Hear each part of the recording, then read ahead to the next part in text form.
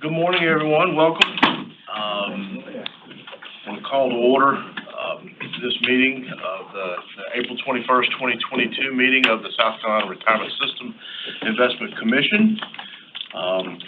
Before we get into the meat of it, Mr. CEO, are there any housekeeping items or cleanup or clerical issues you want to discuss or bring up at this time? I don't think so, Mr. Chairman. I think we're ready to go. Okay, thank you.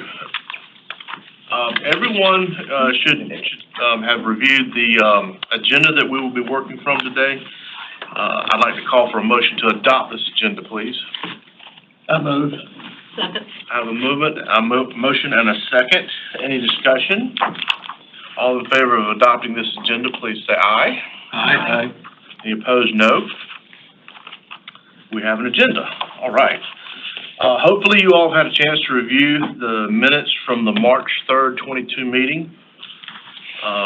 May I have a motion to approve those minutes? So moved. I have a motion. May I have a second? Second. I have a motion and a second. Is there any discussion about the minutes from the March 3rd, 2022 meeting? Hearing no calls for discussion, I'll call for the vote. All in favor of approving the minutes from the March 3rd, 2022 meeting, please say aye. Aye. All opposed, no. The minutes are official. Okay, next item up is the chair's report. Mr. CEO, how about refresh my memory on some of the procedure that's dictated to us by our governing document on how some of these processes are supposed to work? If you don't mind, please. Yes, sir. Thank you, Mr. Chairman. Be more than happy to. The first on the agenda, the first thing for your consideration is opening of the retiree representative nomination process. Unfortunately, Dr. Wilder's term is ending. He might see it more as opportunity to get paroled rather than a sad party, but we certainly will miss him whenever we're able to find the commission is able to find a replacement for him.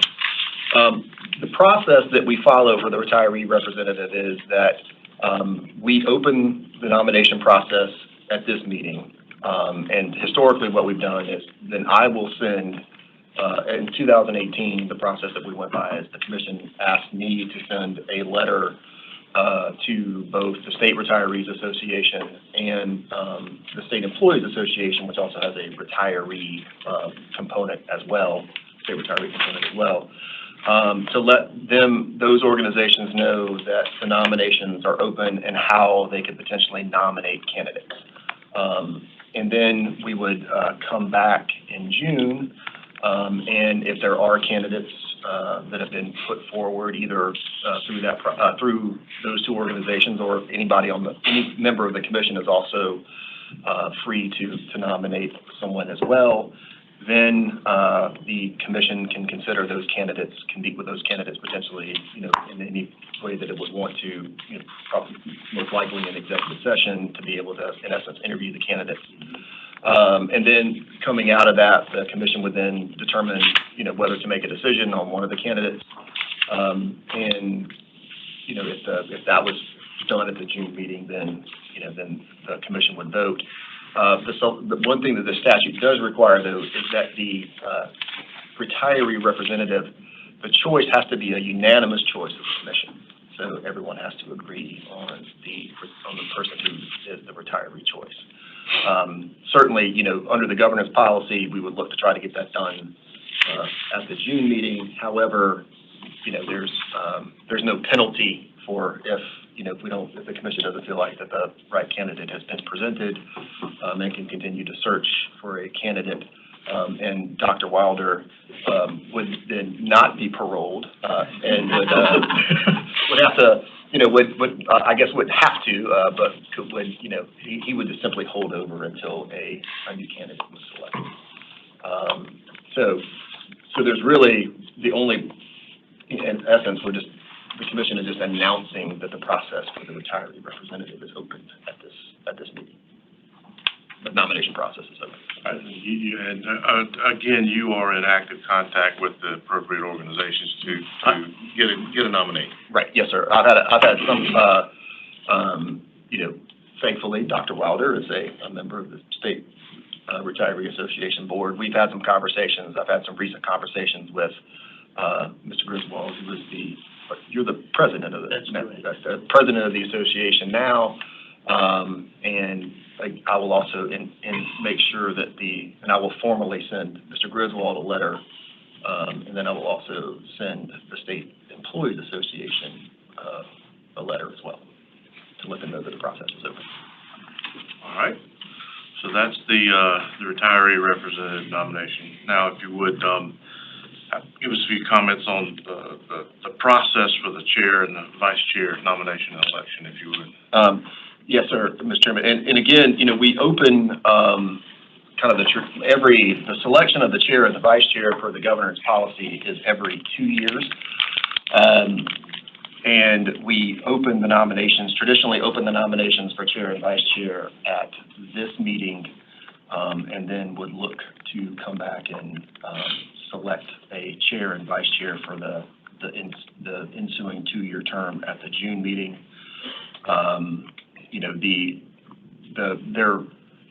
This process is controlled by the governance policy. There is no real statutory guidance or direction as to how it's supposed to go. I think this is and this is me editorializing a little bit, and hopefully it won't step outside of my lane, but we're in an interesting position right now, given the composition of the commission. We have a lot of members who are either in holdover or about to come off of the commission. So, I don't know if, it may be that the commission decides, it might want to wait for a little while just to kind of see how things, in essence, shake out as to new appointments. But I think after this meeting, the only person who's not going to be in holdover or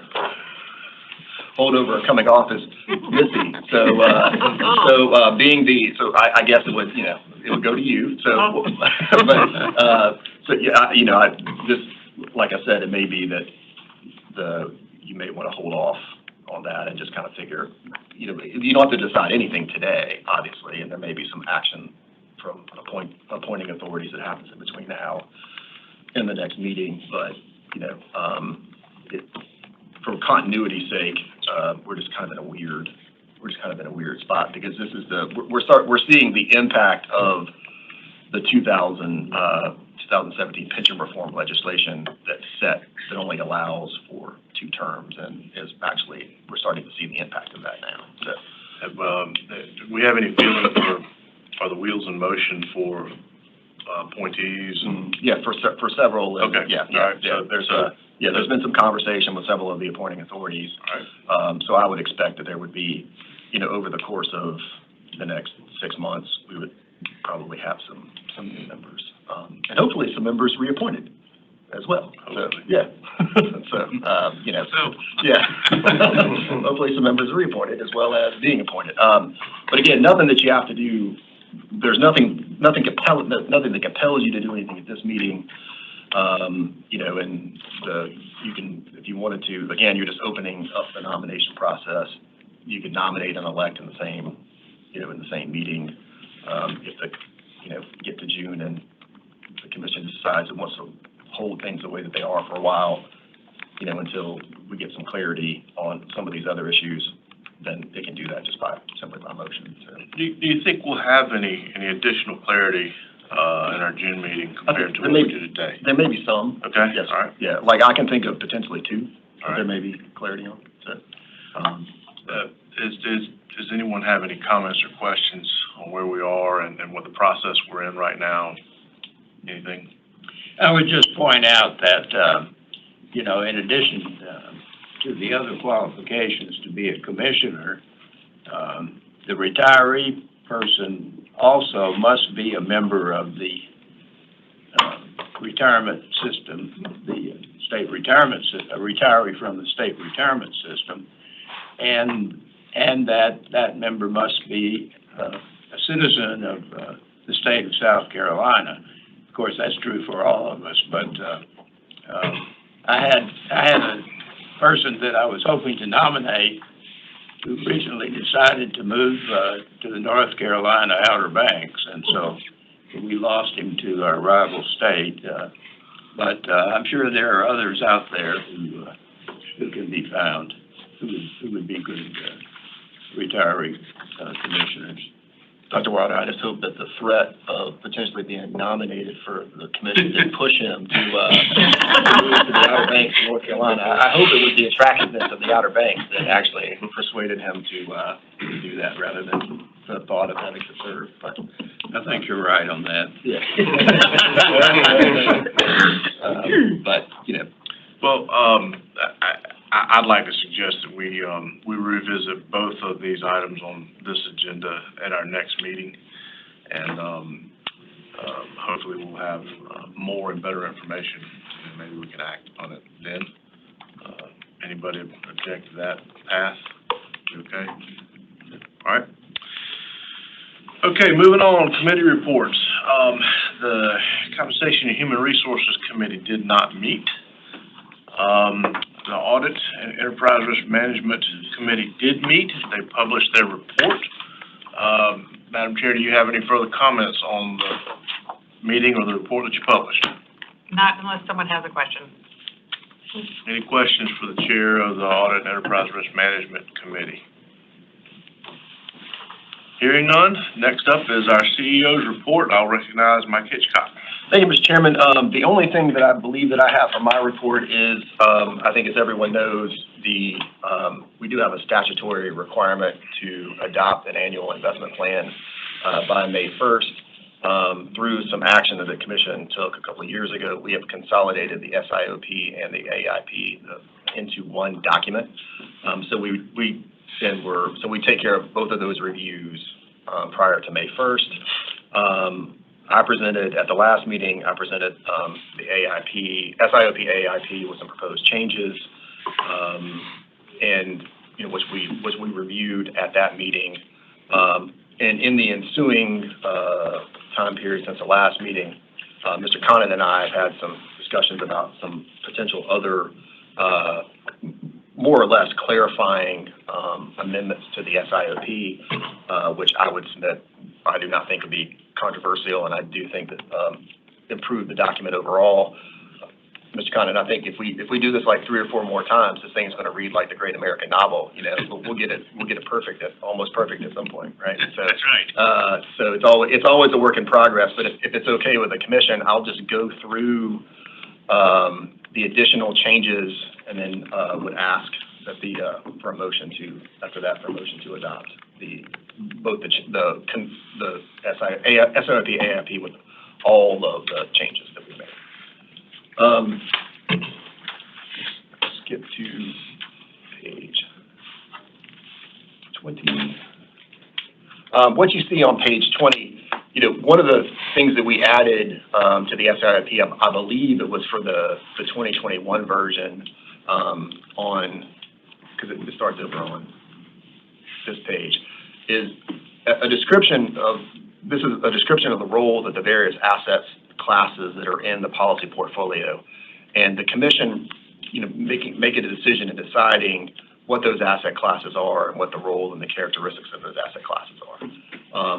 And what I've inserted is, and this, if you look at table, which will now be the new table 6, and this is a chart that you guys routinely see when we do our asset class deep dives, and really it's just a roll up in a very just user-friendly way of seeing the role, the primary, secondary role, and it's just really just a visual description, a quick visual description of what you see in words above that. So that changed.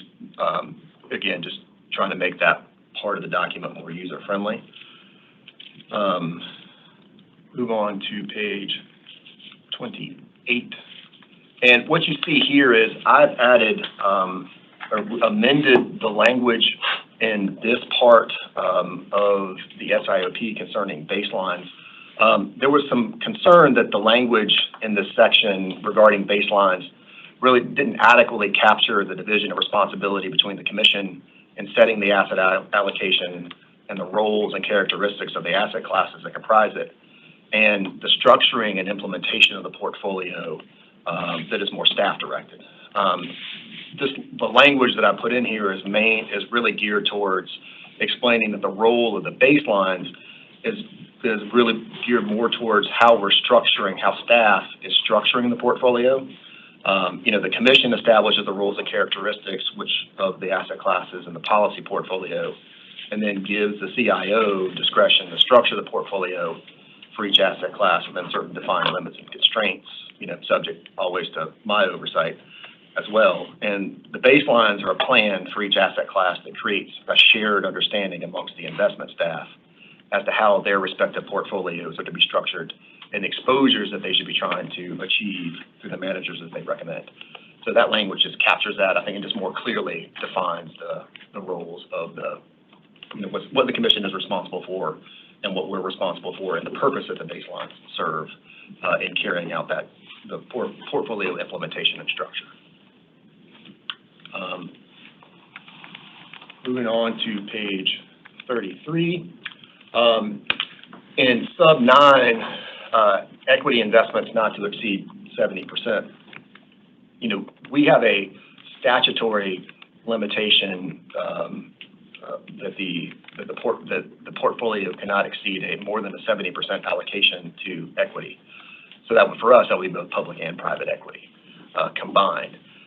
We've always interpreted that by allocation to mean, because really the only way that you can measure that is by exposure, right? And we've always done it by exposure on a market value basis. Mm-hmm. I just clarified here that the commission manages this limitation by the amount of exposure to equity on a market value basis, which was already in there. And then said that if the exposure to equity investments exceeds 70%, then the CIO has to rebalance below that 70% limitation. And I believe last under C1, this is some legacy language that had been in the SIP for a while, and we used to provide the commission with monthly performance reports, kind of the raw performance data from BNY Mellon. Now what we do is we roll that up, do our attribution analysis, and then provide both us and the general investment consultant provides the commission with quarterly reports. This just clarifies that the organization receives monthly performance reports, but the commission receives quarterly reports, and just makes it more consistent with the way that we report or provide performance reporting to you now.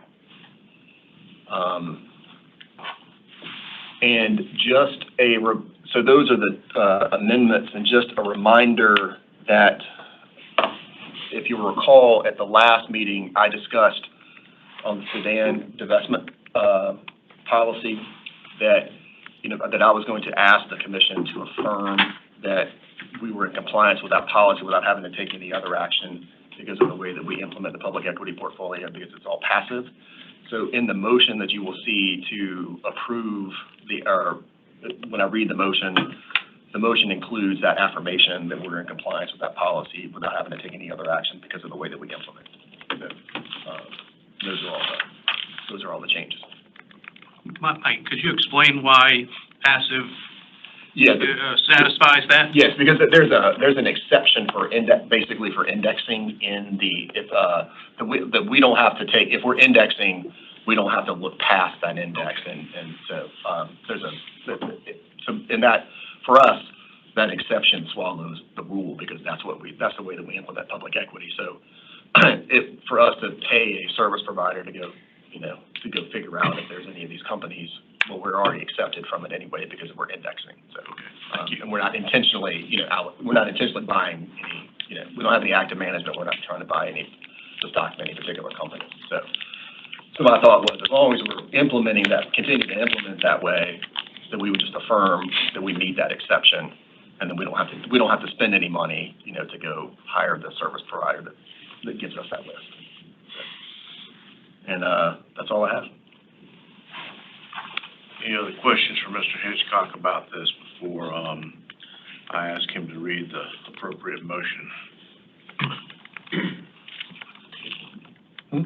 Table. Okay, yeah, that's everything we do, okay, so, 10-second. Trying to find the document.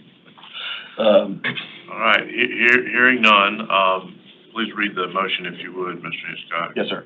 The commission adopts the recommendation of the CEO and CIO to approve the proposed revisions to the consolidated annual investment plan and statement of investment objectives for fiscal year 22-23 as set forth in the red number document, pages 9 to 69, with an effective date of July 1st, 2022.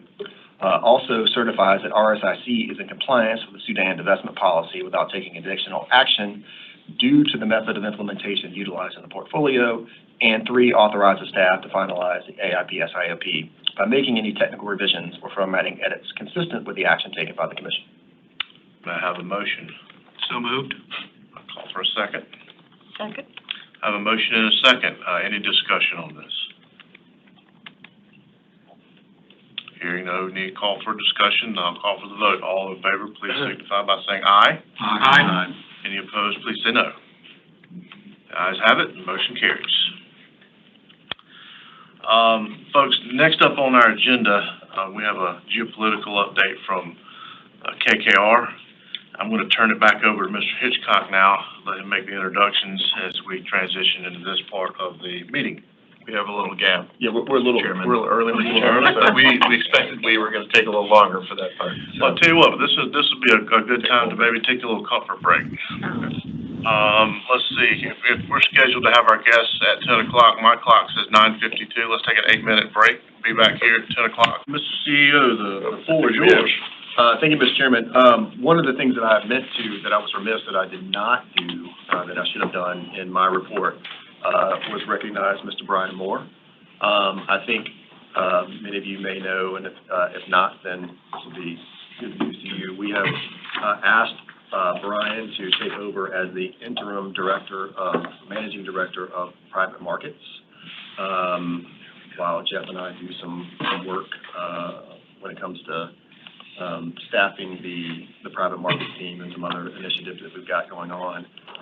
So Brian would not only be taking on that responsibility, but also be continuing his oversight of the hedge fund program as well. So he is now in charge of all of our alternatives at a high level. So we're very appreciative of him just stepping up, willing to take on this responsibility, at least for now on an interim basis, and we look forward to great things from him. So thank you, Brian, and congratulations. Thanks, All right. Congratulations, Brian. Yep. That's it. All right. Well, again, I'm going to throw it back to you and let you introduce our guests. And I'll throw it over to Jeff, and who has some notes, I believe. Right. I do. You need notes to introduce people as distinguished as our next 3 panelists. Mr. Chairman, I'm really excited about what we're all about to hear. This is an absolute treat for us. We're very fortunate to have the 3 gentlemen from KKR with us this morning.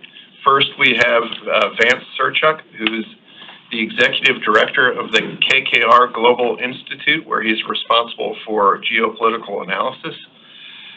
Prior to joining KKR, Vance served as the Senior National Security Advisor to Senator Lieberman and as a professional staff member of the Senate Homeland Security and Governmental Affairs Committee.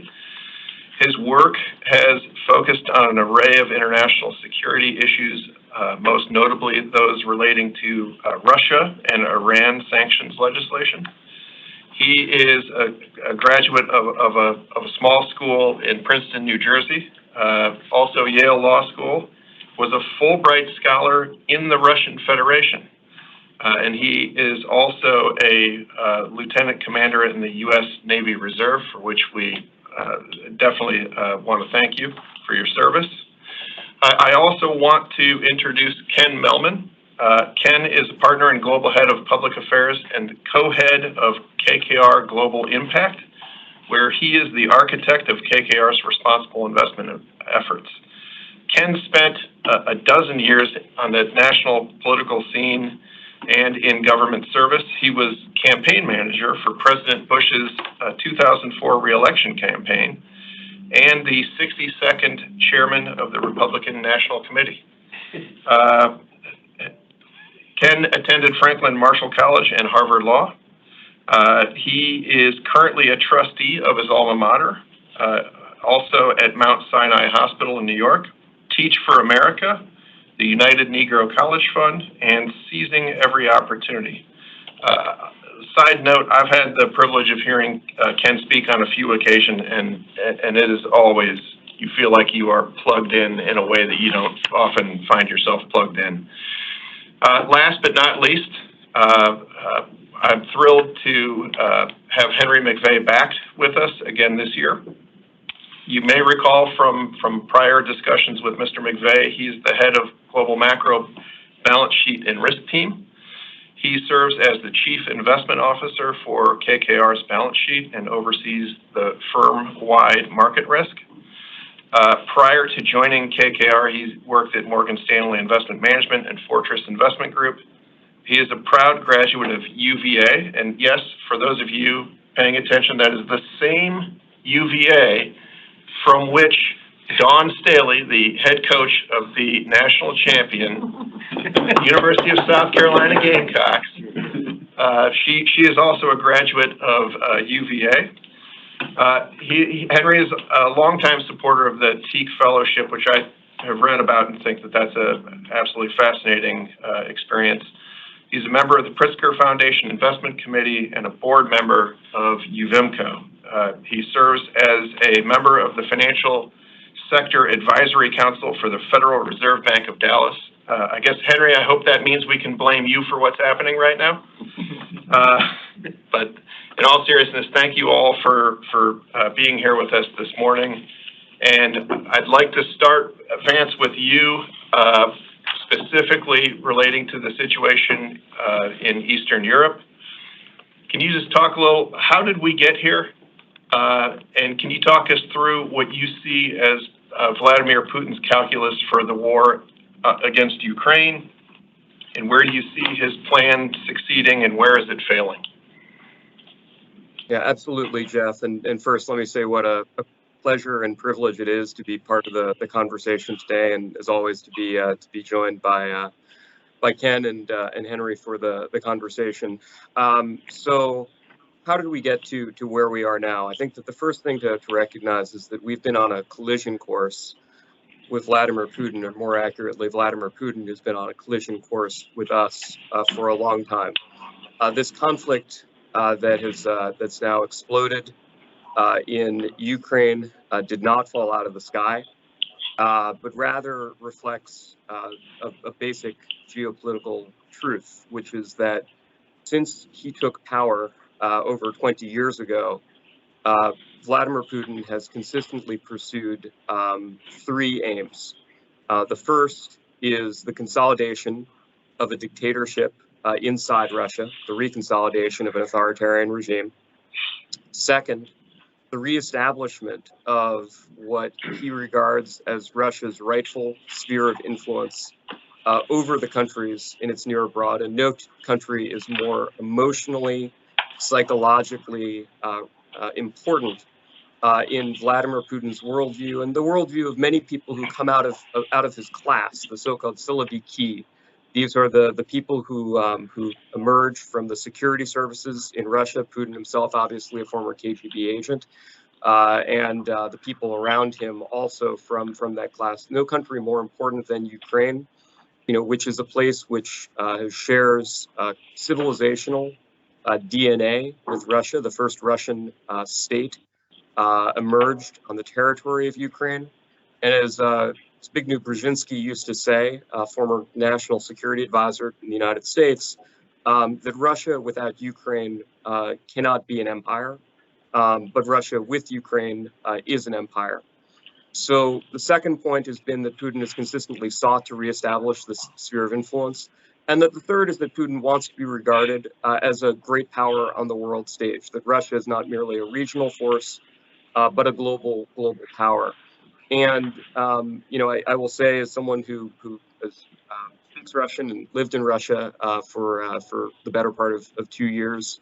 Back in the days when Putin first came to power, there was a deep sense, obviously, of humiliation and disorientation after the Soviet collapse. That sense of humiliation coupled with a sense of, I can put it this way, of kind of geopolitical entitlement. And so starting really in the early 2000s, Putin has ruthlessly pursued these goals. The rest of the world, and particularly the US and Europe, I think has largely been in kind of a bit of denial about these realities. And so when Putin would do increasingly aggressive things, whether that was poisoning dissidents with radioactive material in London, or cyber attacking Estonia, as he did in 2007, effectively shutting down the country, invading Georgia in 2008, going into Syria in 2015. Obviously, the first move on Ukraine in 2014 with the seizure of Crimea and the Donbass. There was a tendency to want to say, look, this is obviously unfortunate. Putin has some retrograde tendencies, but we can continue to do business with him. We continue to work through these issues. But I think on Putin's side, unfortunately, that response from the United States, from the West, which has played out over multiple presidents on our side, was interpreted as weakness and only fed the appetite and the aggression. I will also say that the other dynamic here is that the Putin regime itself has hardened over time. Putin has made a dictatorship in Russia, but in a strange way, the dictatorship that he has built has also made him and reshaped him. So when you look at the early years of Putin, the regime that he had consisted with a lot of people who were these kind of hard men, the Siloviki, the security apparatus, but it also had a lot of capable technocrats. It had a lot of people who had the credibility and the knowledge base and the authority to tell him things that he didn't want to hear. What has happened over time is that the regime itself has tightened and shrunk.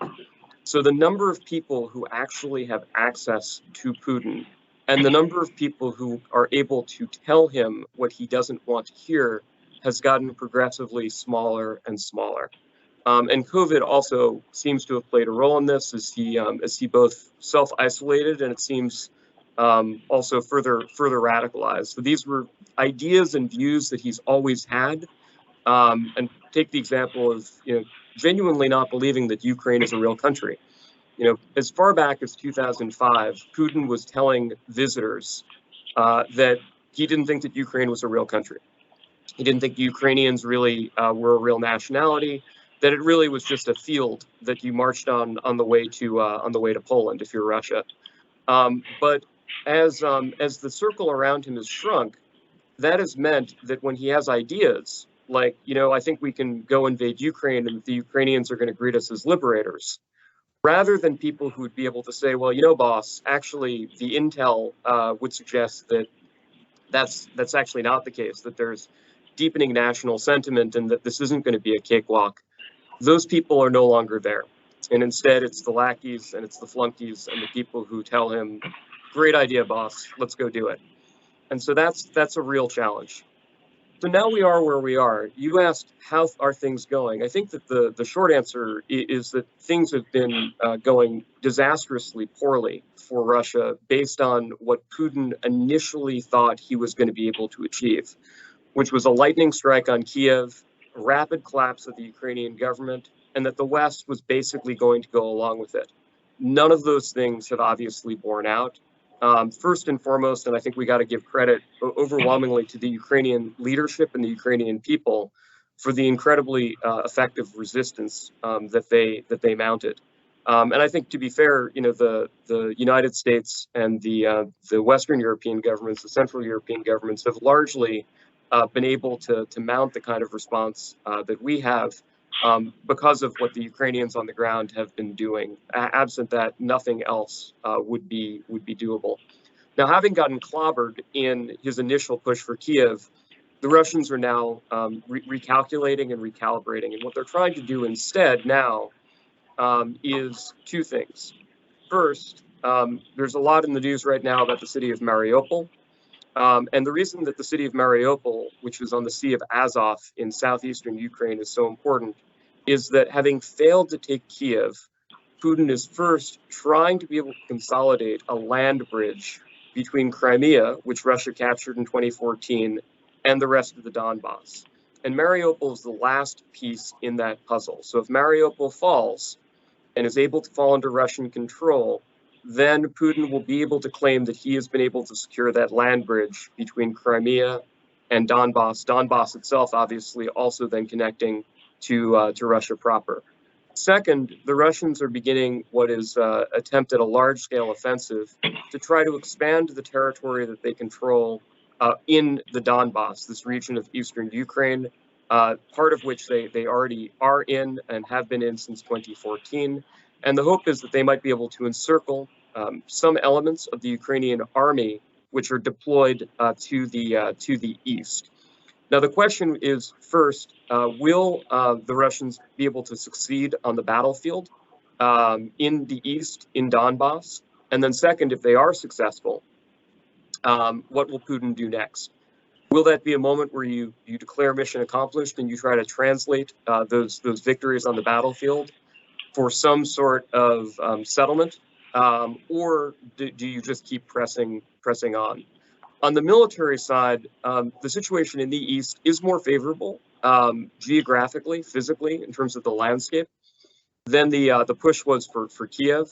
You look at the area around Kiev, it is much easier to defend.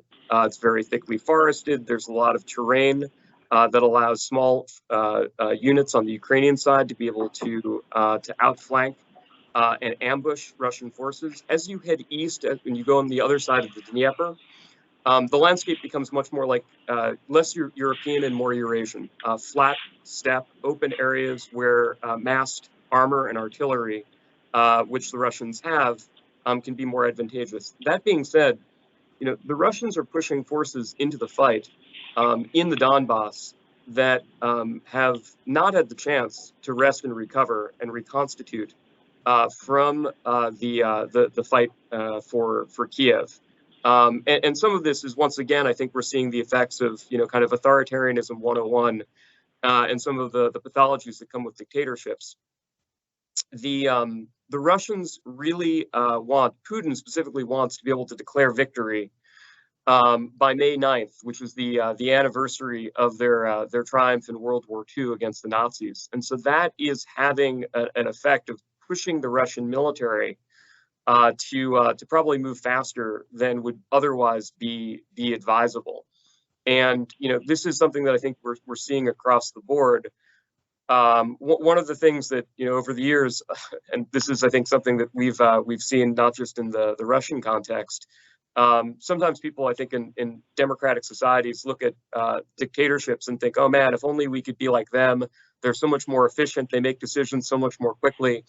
I think what we're seeing actually on the ground in Russia is precisely why that kind of thinking is often misplaced. As dysfunctional as our own system of government can sometimes be at times, dictatorship comes with a lot of drawbacks, a lot of pathologies.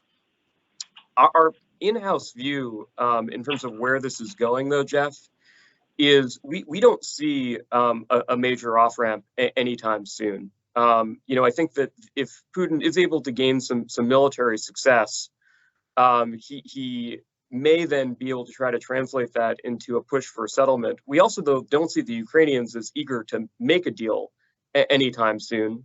And so the best you can hope for, I think, would be a kind of not so frozen conflict where the Russians have expanded the perimeter a little bit of the territory that they control. But the war effectively continues to rage between Ukrainian and Russian forces, with the West continuing to sanction the Russian government, continuing to push ever more sophisticated weapons into Ukraine to enable them in their fight against Russia, and the Russians increasingly, rattling the saber against the West, whether it is on the nuclear side or on the cyber side. So, one of the things that we've talked about for a couple of years now, and by the way, I mean, one of the reasons that we at KKR have had effectively zero exposure to Russia over the years is because we've seen the geopolitical trajectory between Russia and the rest of the world, and particularly the industrialized democracies on this path of increasing confrontation. This is a condition now that's pretty well baked in. So, kind of return to normalcy, such as it is not something that I think is on the horizon for the foreseeable future. One last note, which I think is also really, really important to understand, just about Putin and his overall worldview, because there's a school of thought that says, well, maybe this is kind of our fault here in the United States or here in the West. Did we provoke him by expanding NATO or by not being nice enough to Russia after the end of the Cold War, not giving them enough money in the 1990s? I will tell you that I think one of the things that this argument, which you hear in the op-ed pages from time to time and in some universities, what it really fundamentally misses is the paranoia of Vladimir Putin. So more than NATO expansion, frankly, more than anything else, what has driven the deterioration of the relationship is, as I said before, Putin's desire for dictatorship, which he views as the precondition for Russia being great on the world stage, and then his pursuit of empire. Whenever people, either inside Russia or in neighboring countries like Ukraine or Belarus or Georgia, resist the Putin program, right? Whether that's in the case of Ukraine by back in 2014, overthrowing the Russian-backed dictator of the country and trying to pursue a more Western orientation, which, by the way, was much more focused on the European Union than it was NATO, or inside Russia itself, when people go into the square to protest because they're sick of the corruption, they're sick of the repression. Putin ardently believes, and this is not for show, this is not propaganda, this is what we, I think, can say with a high degree of confidence, he believes in his heart of hearts, is that this isn't happening because people in a place like Ukraine or Russia or Belarus have a desire for democracy or a better quality of life or are sick of corruption. It's because he believes that there's some sort of regime change machine that exists deep in the bowels of Langley at CIA headquarters, and that someone's pressed the button and caused those people to go out into the streets to protest because the United States wants to weaken Russia, and that this is the weapon that we have against it. Now, I will tell you, I've been to Langley. I've been down into the basement. Dave Petraeus was our colleague, was CIA director. There is no regime change machine at Langley. There are definitely days of the week that I wish that we had one because it would be kind of convenient in some places, but it doesn't exist. And so we're fundamentally dealing with a guy who central grievance against the United States is rooted in a fantasy that he believes in with every fiber of his being, and that there is absolutely nothing we can do to persuade him is not the case. And that's one of the reasons why I also believe that the confrontation here is likely to drag on as long as Vladimir Putin and the kinds of people like him remain in control of the Russian Federation. Now, there's a lot more that we can say about Russia and Ukraine, but let me maybe stop there and also turn it back to you, Jeff, if there are other further questions, or we can also spend time looking on other issues.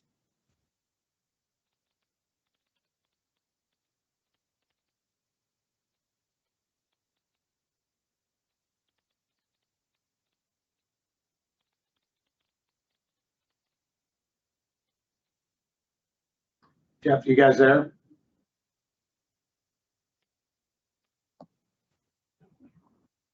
Jeff, I hope I didn't stun you into silence with all that, or that the Vladimir Putin heard us and decided to cut the link. Are you able to hear us now? Good to go. Oh, sorry, we lost you for about 60 seconds. Vladimir Putin evidently hit the mute button. Yeah, the Russians got you. Yeah, Russians got it. So, Yeah, there you go. well, I don't want to make you backtrack, but Vance, in light of the developments this week in Sweden and Finland, can you talk a little bit about how you see that aspect, that kind of dimension of this unfolding?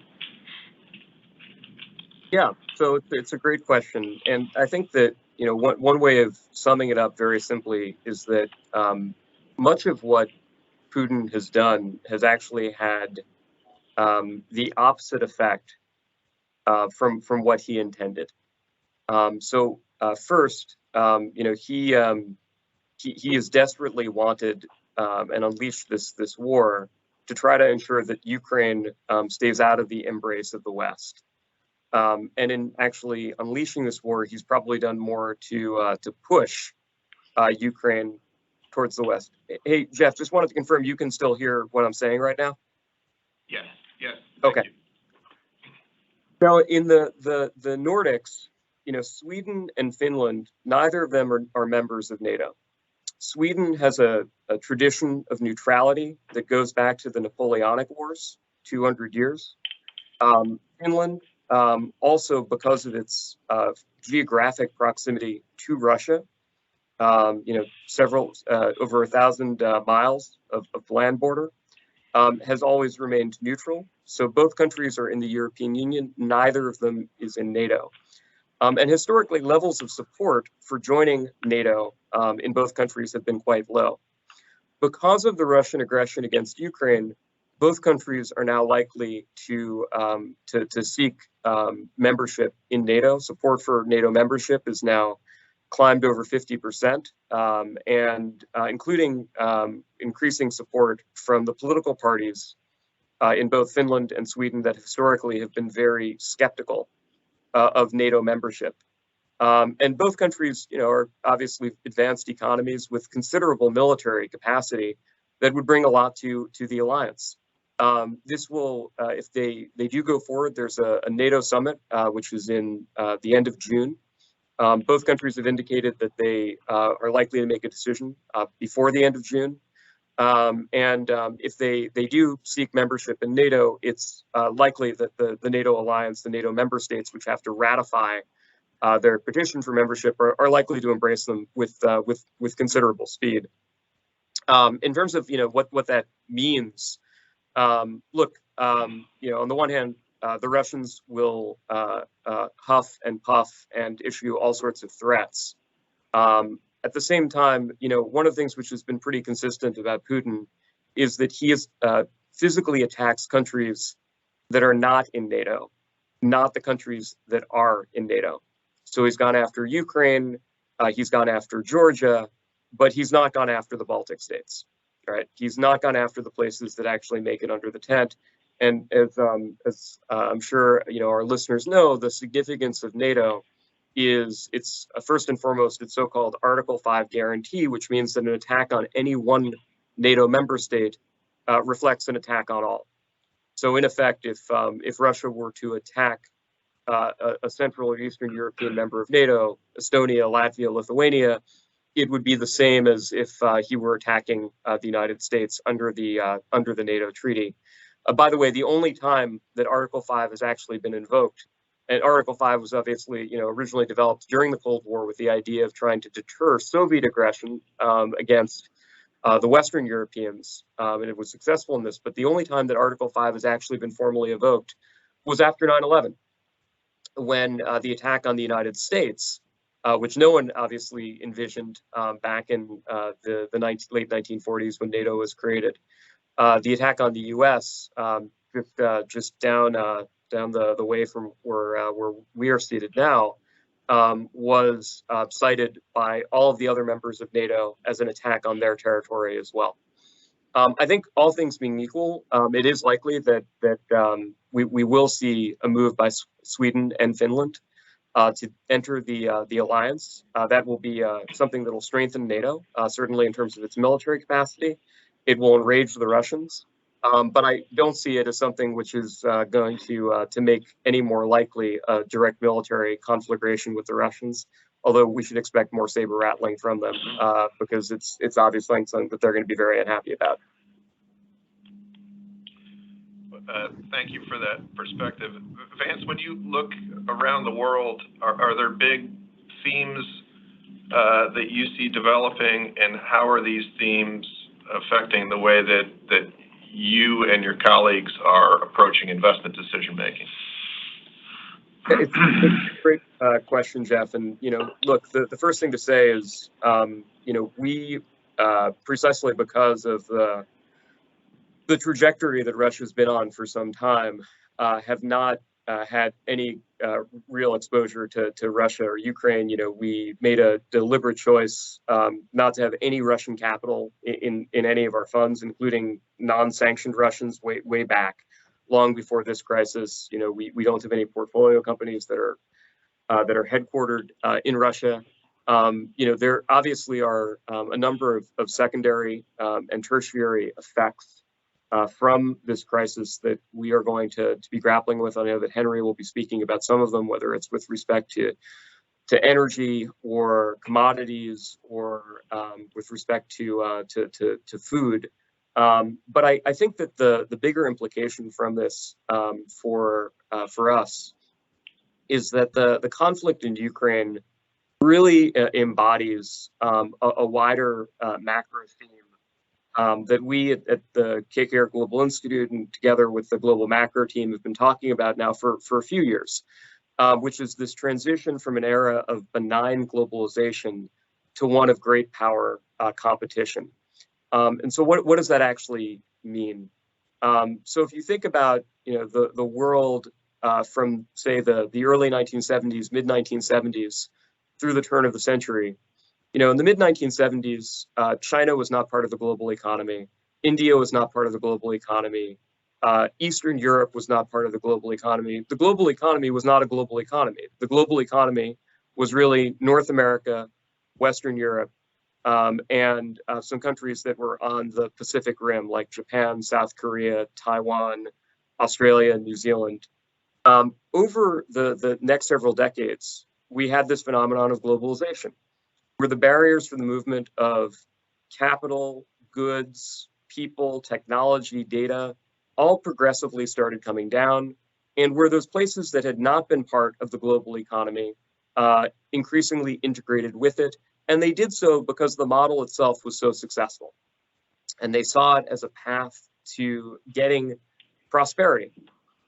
So that's the story of the last quarter of the 20th century and the beginning of the 21st century.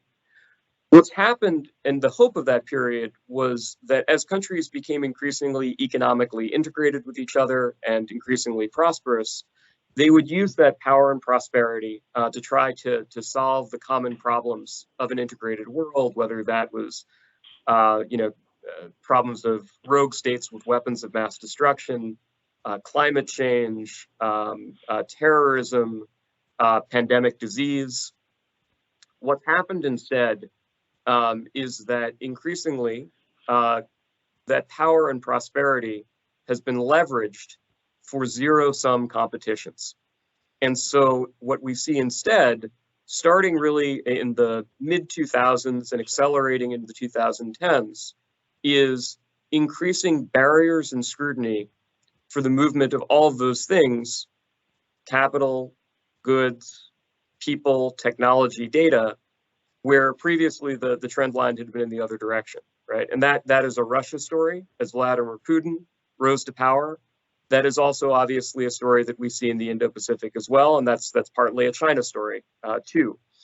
And so, I think that one of the challenges, but also one of the opportunities for investors is to now adapt from this era of benign globalization to an era of increasing great power competition, where the landscape is different. The game is just fundamentally different. One of the big themes that we see, which I know Henry is going to be speaking a bit more about and that we spend a lot of time iterating on, is that in an era of great power competition, we're now looking at something that we call, it's the weaponization of everything, and it's also the securitization of everything. All sorts of things that previously you took security for granted now are recognized as geopolitical vulnerabilities. And as a result, there is tremendous scrutiny around how do you provide security for them. And that is a theme that at KKR, we've spent a lot of time developing and also in areas where we've spent a lot of time investing, including just in the conventional world of defense. One of the things that we spent the last couple of years in a company that I was on the board of was Hensoldt, which was a carve out from Airbus, and which over the last 5 years we were privileged to help build up into effectively the leading defense company in Germany. In 2016, I think when we started going down this path, a lot of people thought, like, you know, what is Germany going to be doing with the defense company? Over the last 2 months, the answer has become very clear. But you know, it's true in a lot of other realms as well, and so that's something that we're spending a lot of time on. Great. Ken, if we can bring it back to the U.S., we're in a midterm election year. Seems pretty clear that if the election were held today, it would be a pretty difficult event for Democrats. Can you talk a little bit about where you see things in both the House and Senate this year? Happy to, and let me also join Vance and Henry in thanking you for your time, your partnership, and appreciate the opportunity to visit with you all. Let me, in setting where we are today, provide a few numbers that I think are a good framework for how to think about your question. So first, as many people know, the Senate is essentially a 50-50 Senate. Democrats have the majority because the vice president is able to cast the deciding vote. The House has the closest majority in a long time. Today, there are 221 Democrats, 209 Republicans. However, there are 222 Democratic seats and 213 Republican seats. There are 5 members that have either died or retired recently whose positions have not been filled. So Republicans essentially would need to gain simply 1 seat in the Senate and 5 seats in the House.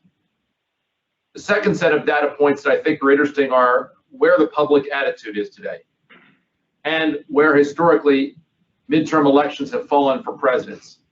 So since President Eisenhower was in office, the party that was out of power has gained an average of 25 seats.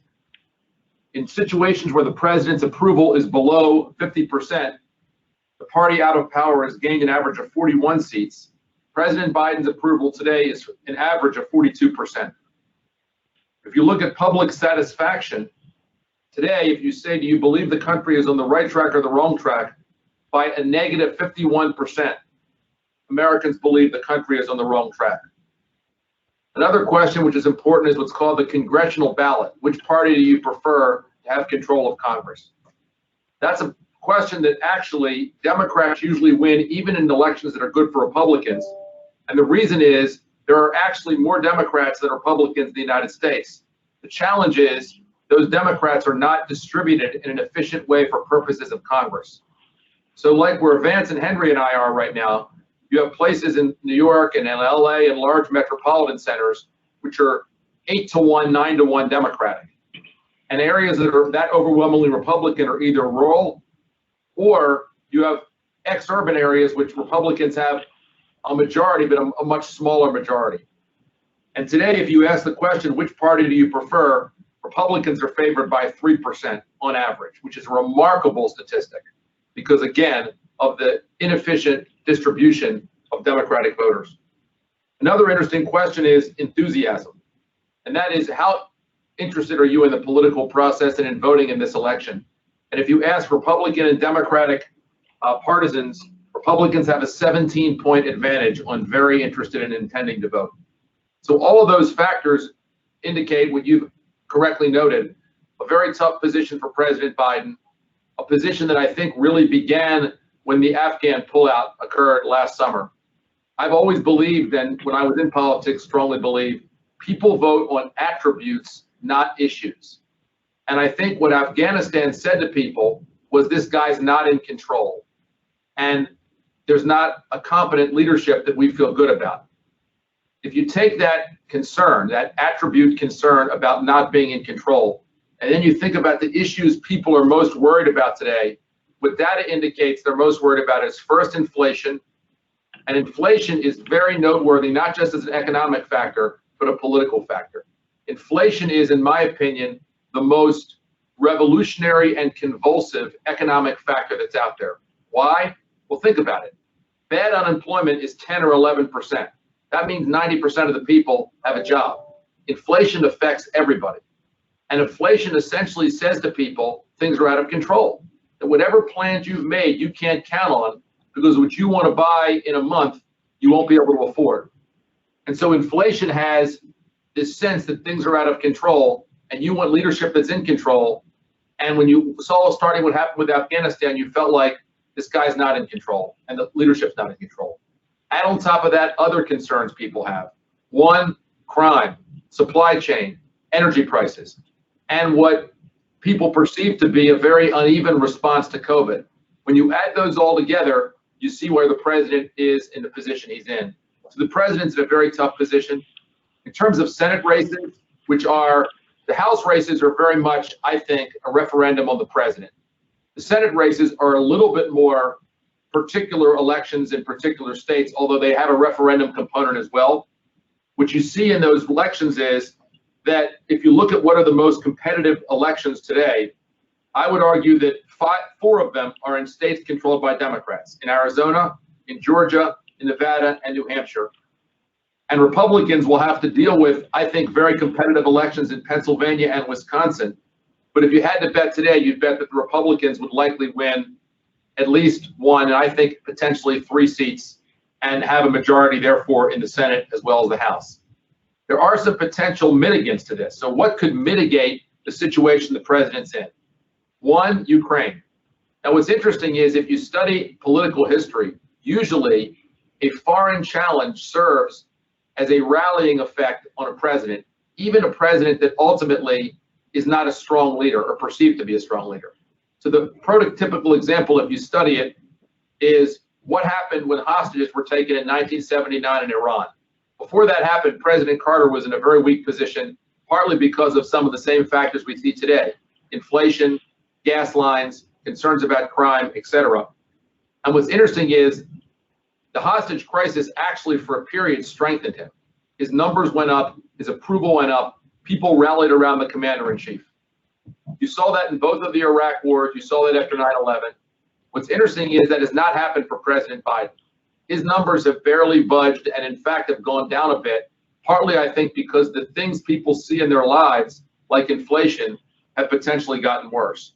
So while Ukraine could potentially have a positive effect on President Biden, it hasn't so far. Second, could gerrymandering affect things? When the year began, many people believed that Republicans were going to dominate gerrymandering. Initially, that didn't happen. Actually, Democrats did better, in part because some states like New York, they gerrymandered in a very aggressive way. And in certain states where Republicans hoped to gerrymander, courts stepped in. But what's happened in recent week, really, is that it looks like gerrymandering will, as opposed to favoring the Democrats by, say, 3 to 5 seats, will end up being a wash. Third, Republicans could nominate bad candidates. Many people believe the Republican nominee in Missouri, for example, will be a former governor who had to leave office in disgrace because of a scandal involving he videotaping, tying up his mistress. He's also in a dispute with his ex-wife over what she alleges is abuse toward her and their child. Eric Greitens is his name. If he's nominated, he will be a weaker candidate than some other potential candidates. But so the Republicans nominate candidates that, in fact, aren't ready for prime time. That's happened before a lot. Remember the candidate in Delaware that famously ran an ad saying, "I am not a witch."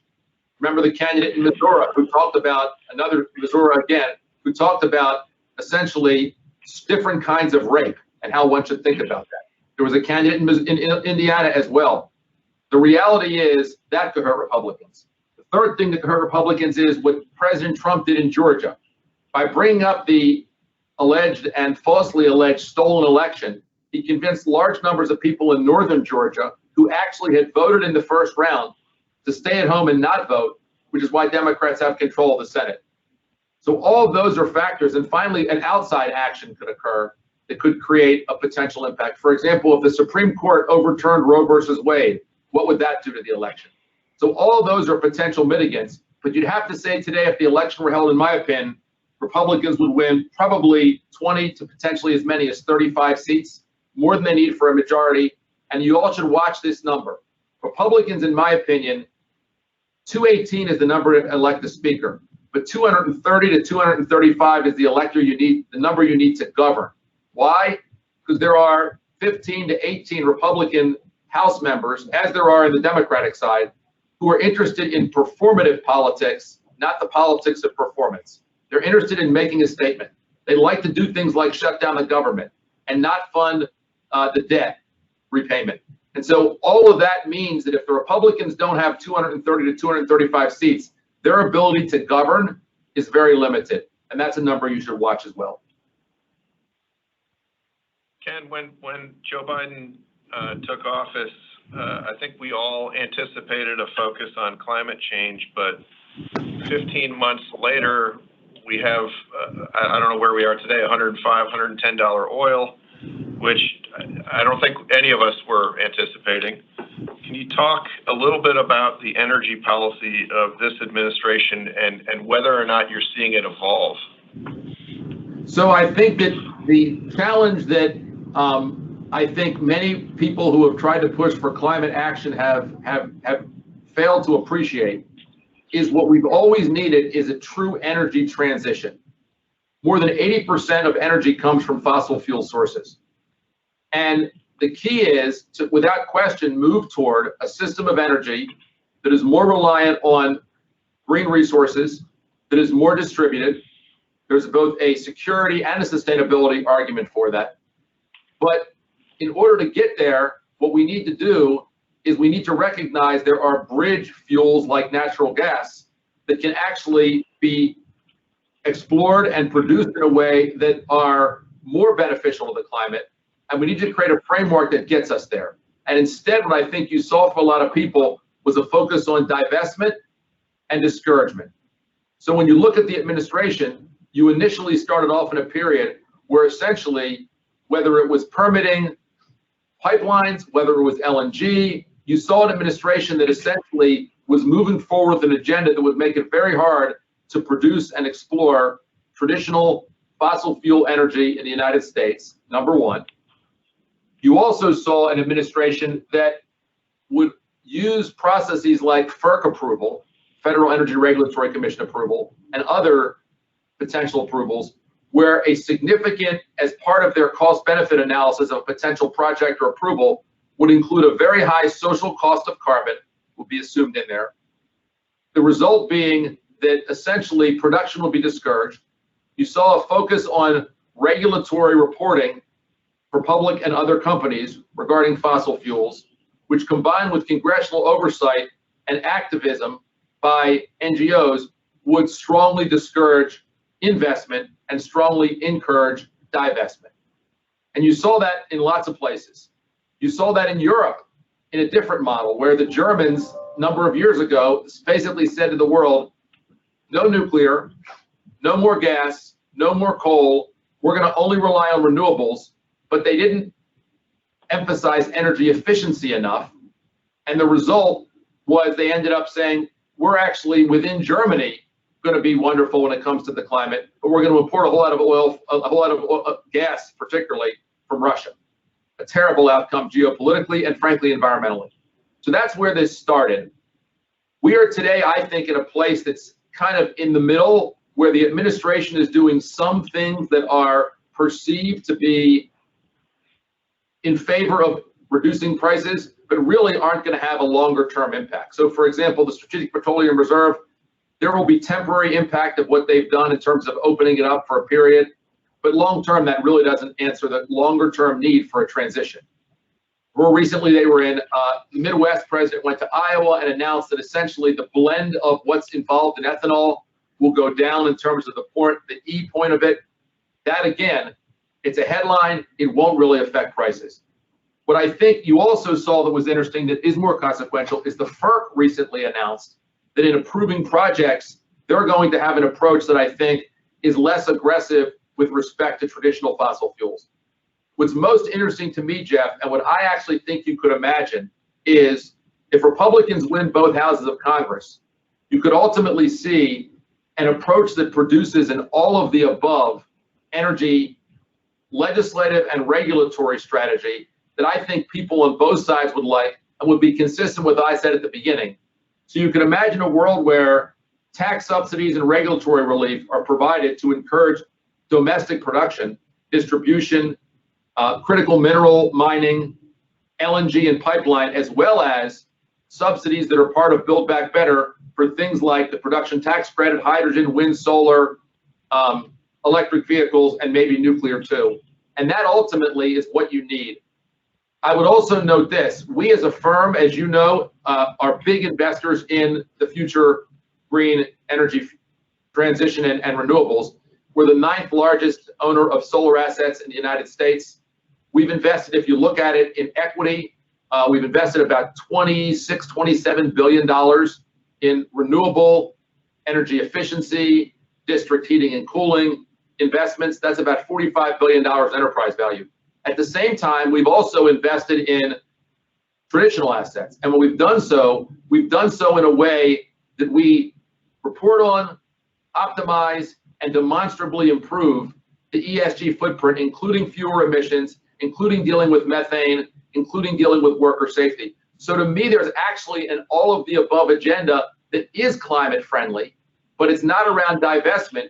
It's around the additional component that investors and operators can make with respect to how do we in the short term say domestic production where we optimize ESG and minimize emissions, and over the long term, we invest in the infrastructure needed for a system of truly distributed energy, more reliant on green, more reliant on renewables, more reliant on batteries, et cetera. Fantastic. Let me turn it to Henry. Henry, your main area of focus is investing the firm's capital.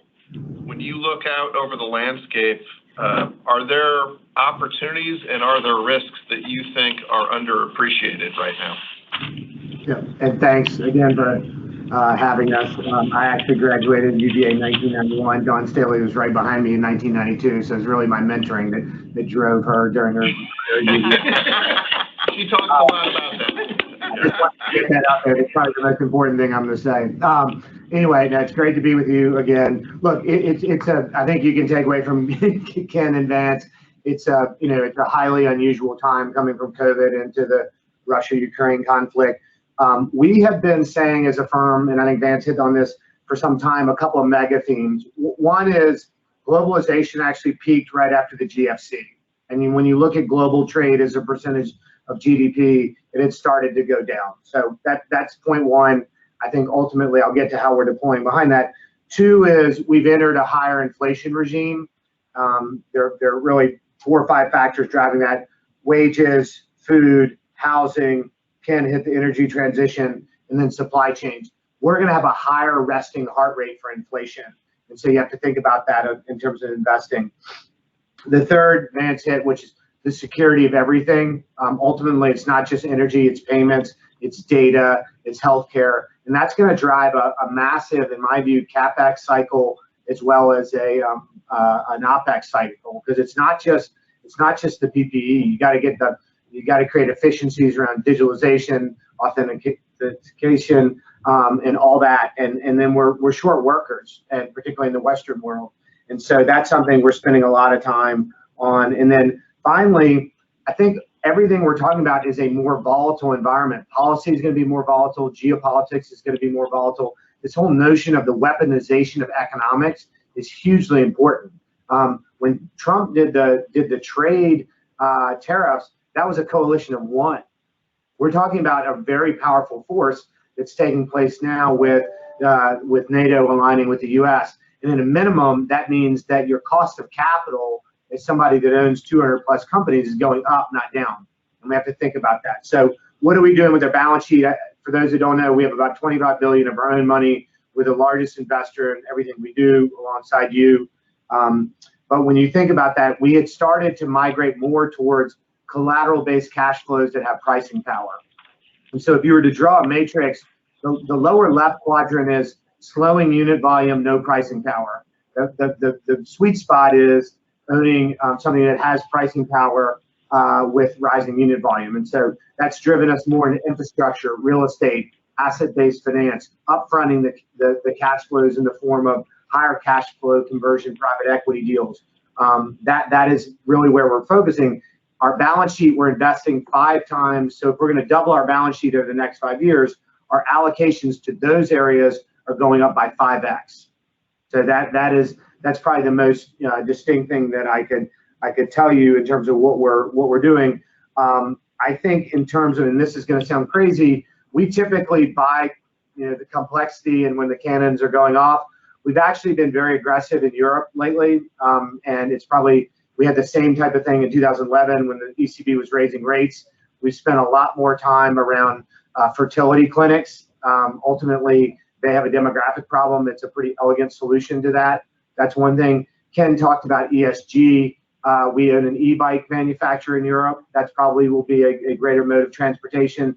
And then we've been spending a lot of time around data in our infrastructure. We've rolled up most of the fiber in Europe, where those are non-correlated assets with good cash flow conversion, and you can get rate compression as people want to buy simplicity. So as odd as that might seem, that's been an area where we've been focused. I mentioned infrastructure globally.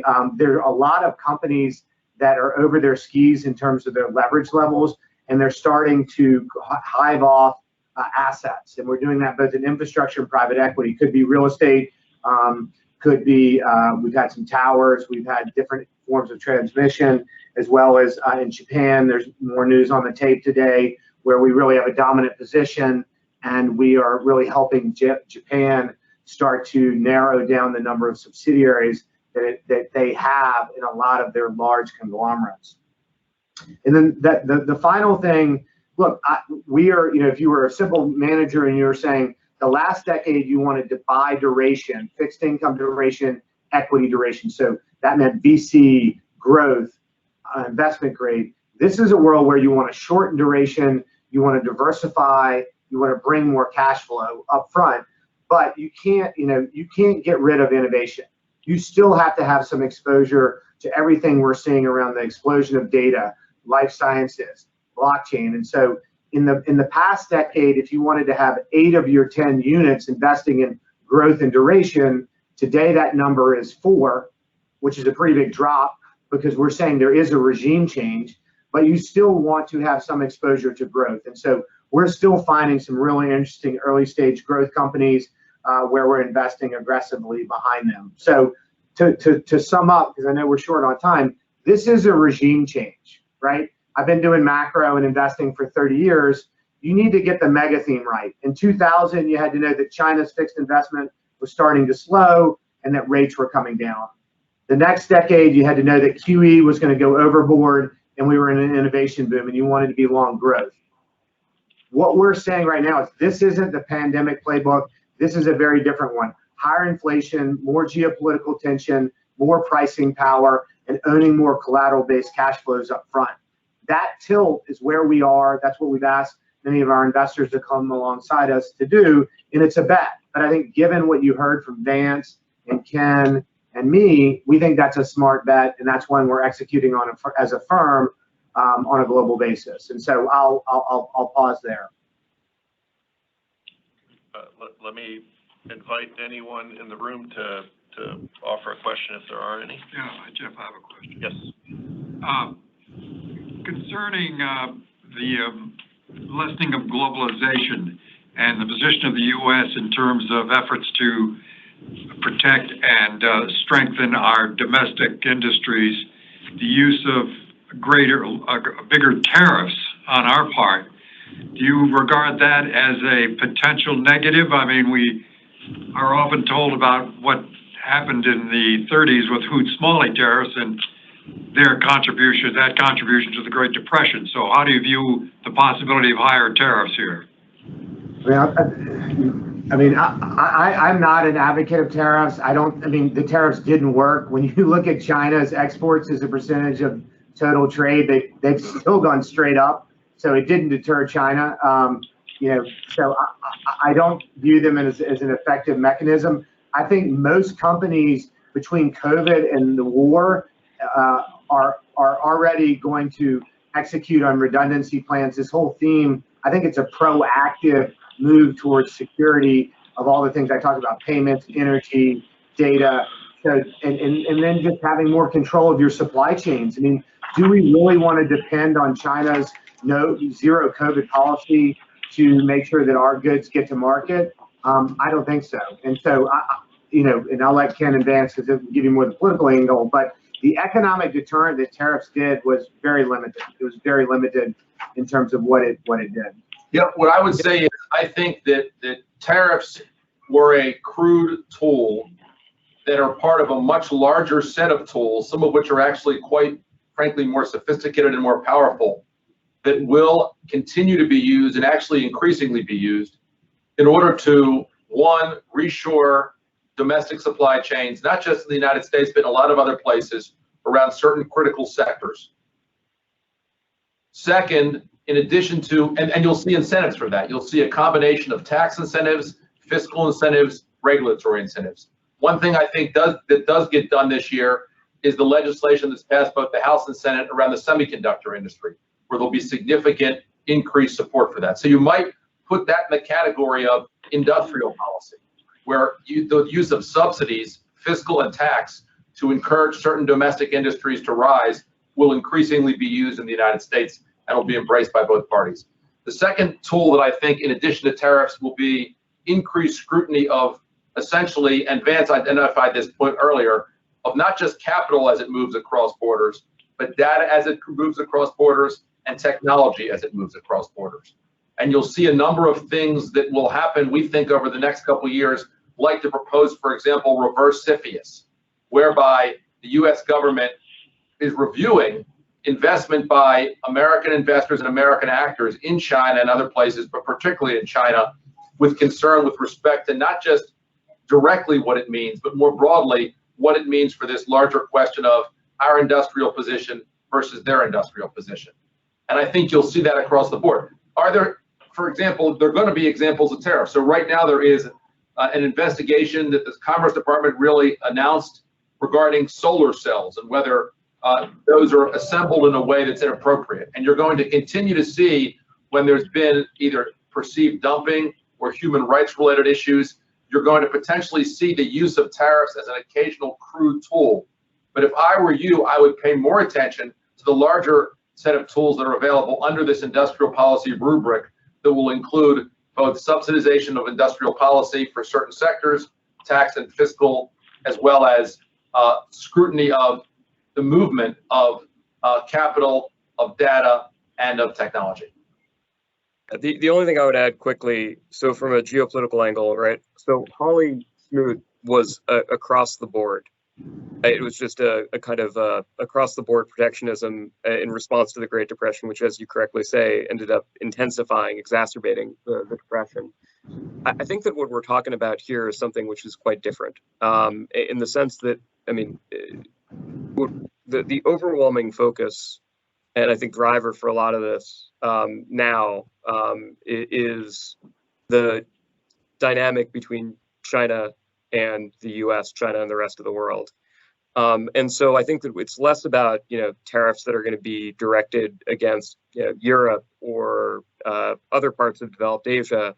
And it's much more, just as Ken said, increasing scrutiny around a vulnerability from a trade industrial standpoint on the China because of the underlying geopolitics of the competition. One more question. I have a question. This is for you, Vance. It's kind of twofold. It seems like you're probably the best person in the room to answer this, and that is, how do you see the whole Russian-Ukraine conflict playing out? How does it end? And then, secondly, is there a path to the finish line without putting U.S. boots on the ground in Eastern Europe? So the answer of how does it end is I don't think that it does. Not anytime soon. I think as Americans, we like to think that conflicts and the geopolitics generally has endings, and that's partly because our own historical experience is that war is something where we go overseas, we do it, we win, we declare mission accomplished, and we come home. I think that the reality is that the dynamic with Russia, as long as Putin's there, and frankly, likely after Putin is there, is going to be pretty competitive.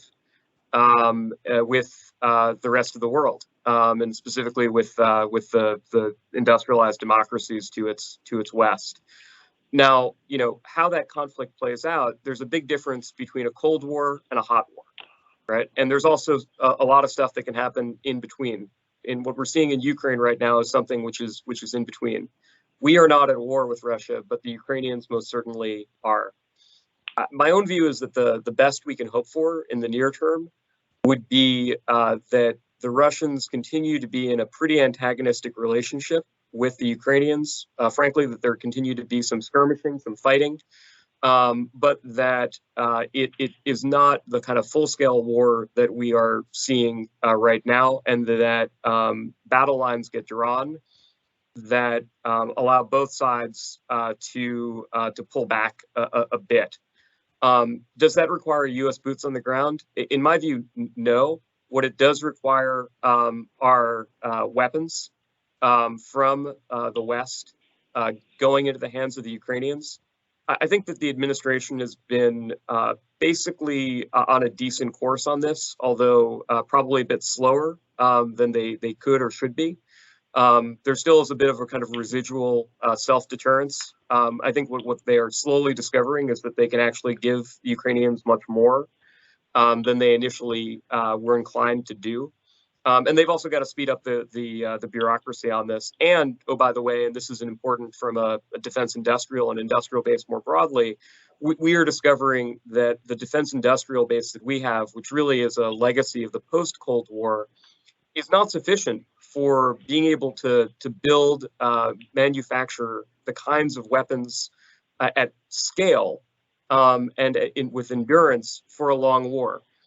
Which is a major wake-up call because it also has implications for how we have to get ready to be able to fight, if necessary, in the Indo-Pacific, which is the best way, of course, to ensure that we don't have to fight ever over Taiwan. It's by actually being able to be prepared for it. So I don't think we need to put U.S. boots on the ground. I do think that we need to modernize our defense industrial base in a pretty massive way. I do think we've got to push a lot more into the hands of the Ukrainians. And then lastly, we're going to have to also keep our will and wherewithal, because Putin's hope is that, you know, he believes that Russia can do grinding attrition warfare and that the Russian people can suffer better than anyone else on the planet. So if you I think, had him on the call, what he would say is, look, are we in a lot of pain? Yes, absolutely. But we can keep going at this for months and months and months, and you can't. You're going to get tired of the inflation. You're going to get tired of and numb to the suffering of Ukrainians. You're going to get distracted by other stuff, and we're going to just keep grinding away, just like we did against Napoleon, just like we did against the Nazis, just like we did against the Mongols. That's the Russian narrative. That's the Russian regime narrative. In order for us to prevail in this, we've got to maintain our wherewithal and our political unity as well. And, you know, look, to Ken's point, President Biden has not gotten any kind of political bump, but what is striking is the degree of consensus that does exist on the Hill among Democrats and Republicans right now about how to respond. Putin is hoping that that also breaks down and that the unity of the West unravels. So if we can manage to hold it together, if we can keep pushing weapons in, and if we can modernize the defense industrial base, which, by the way, will be getting very much, I think, the attention of the Chinese military, and further frustrating the Chinese about what Putin has now put into place, then I think we can be okay. On the other hand, if we succumb to division, if we don't modernize the defense industrial base, and we don't give the Ukrainians what they need, I think then Putin might, 6 months from now, 9 months from now, be able to look back and say, look, I was right. We had the perseverance, and the West ultimately did not. Thank you.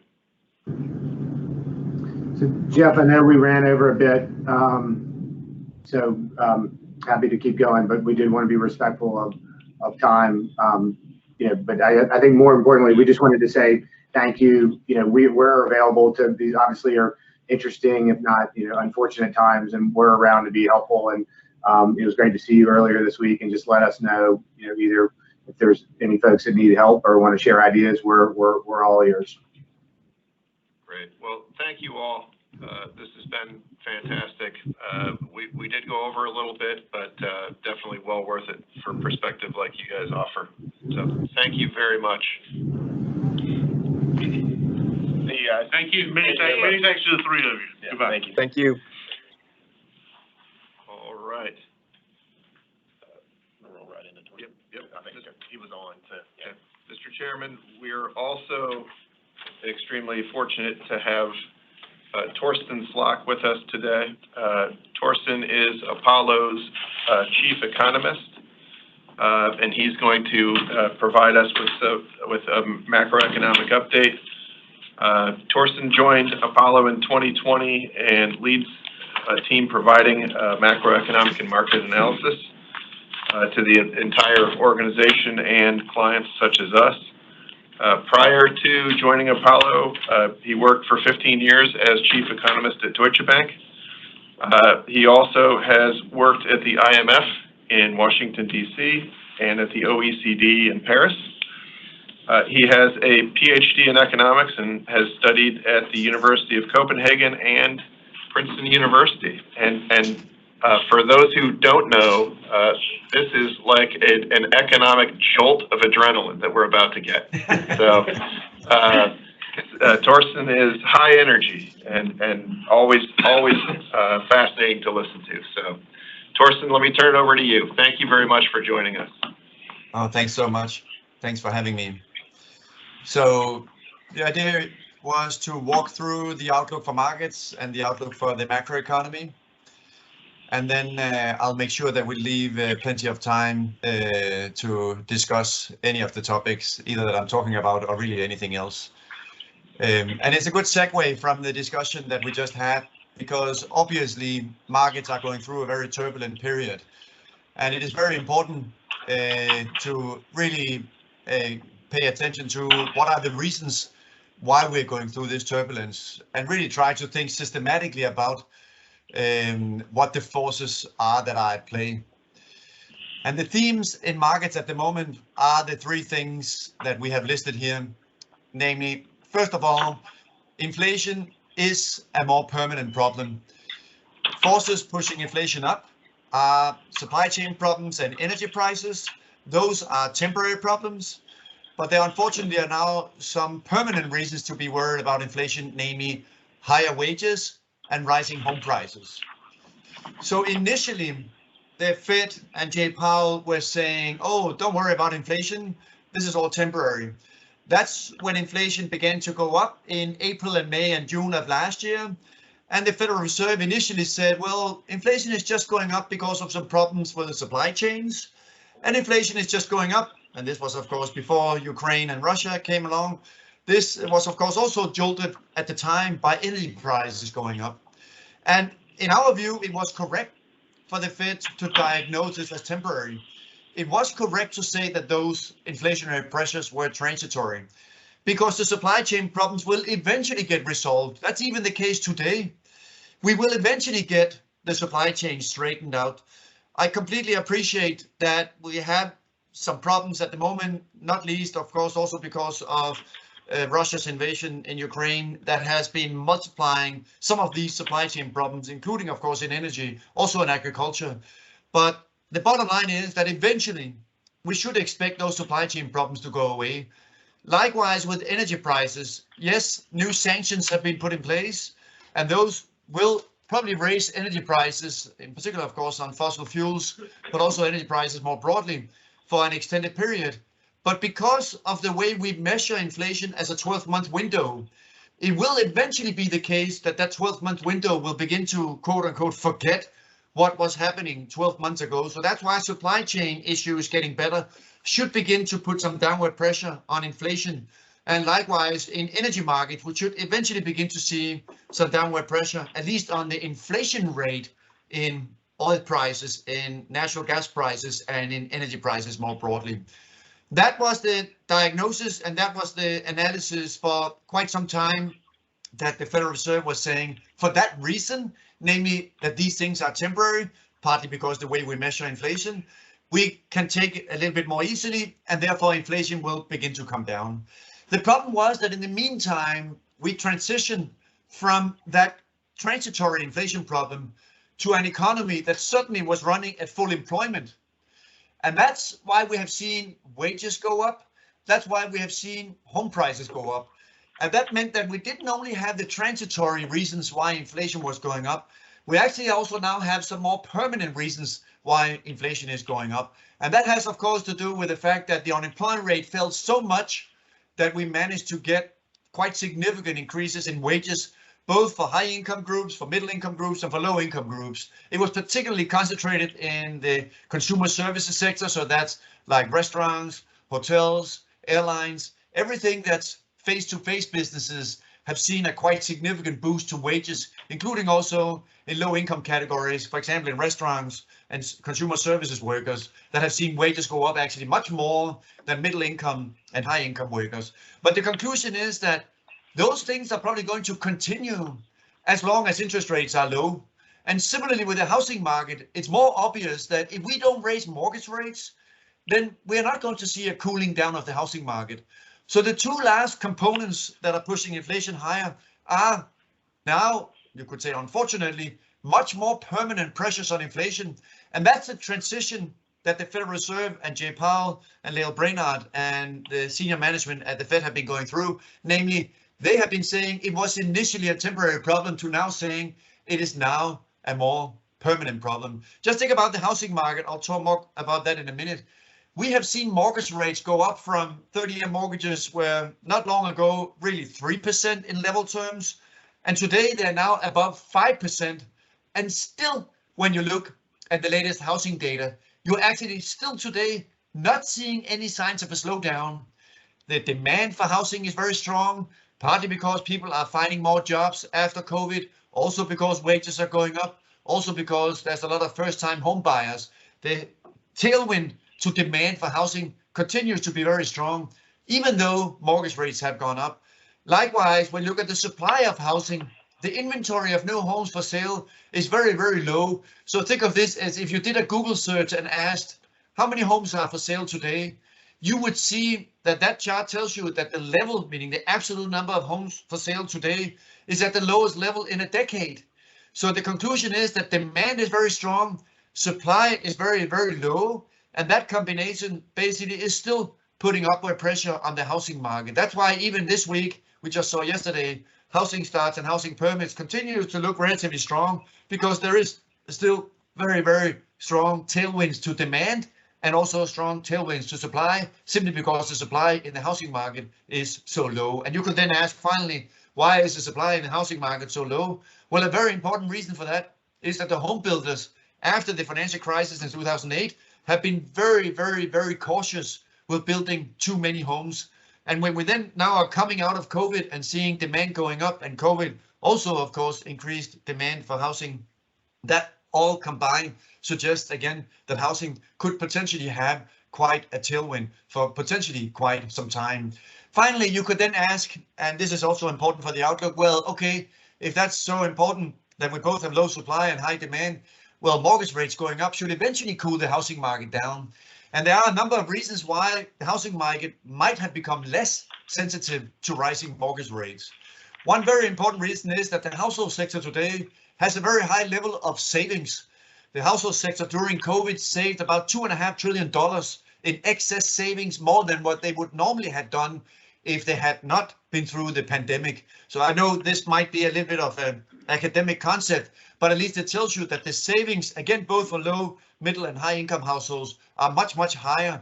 And that might mean, and this is what we're seeing, that more households just come and buy a home either in cash or with a much higher cash component, and therefore are less sensitive to what mortgage rates are doing. So the first reason why rising mortgage rates might not be cooling the housing market down to the same degree that it has done before is simply that households had a lot of savings coming out of COVID, and as a result, households need less financing. In fact, the level of savings today, and this is truly stunning, the cash holdings of households are now higher than the total debt of the household sector.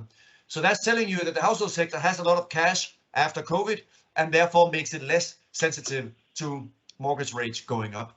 The second reason why the housing market is less sensitive is that in 2006, there were a lot of investors buying homes who basically mom and pops that basically will go out and get a mortgage, buy the neighboring home, and either rent it out or flip it on the market. And thereby you had a fairly high level of investor activity in the housing market. It was around 15% at the time of all homes sold were investors. Today, there's also a high, even higher degree of investor activity. That's about now 20% of all homes sold are now bought by investors. But the nature of the investor has changed. The investor is not anymore individuals, mom and pops just flipping the home next door. This is actually now institutional investors.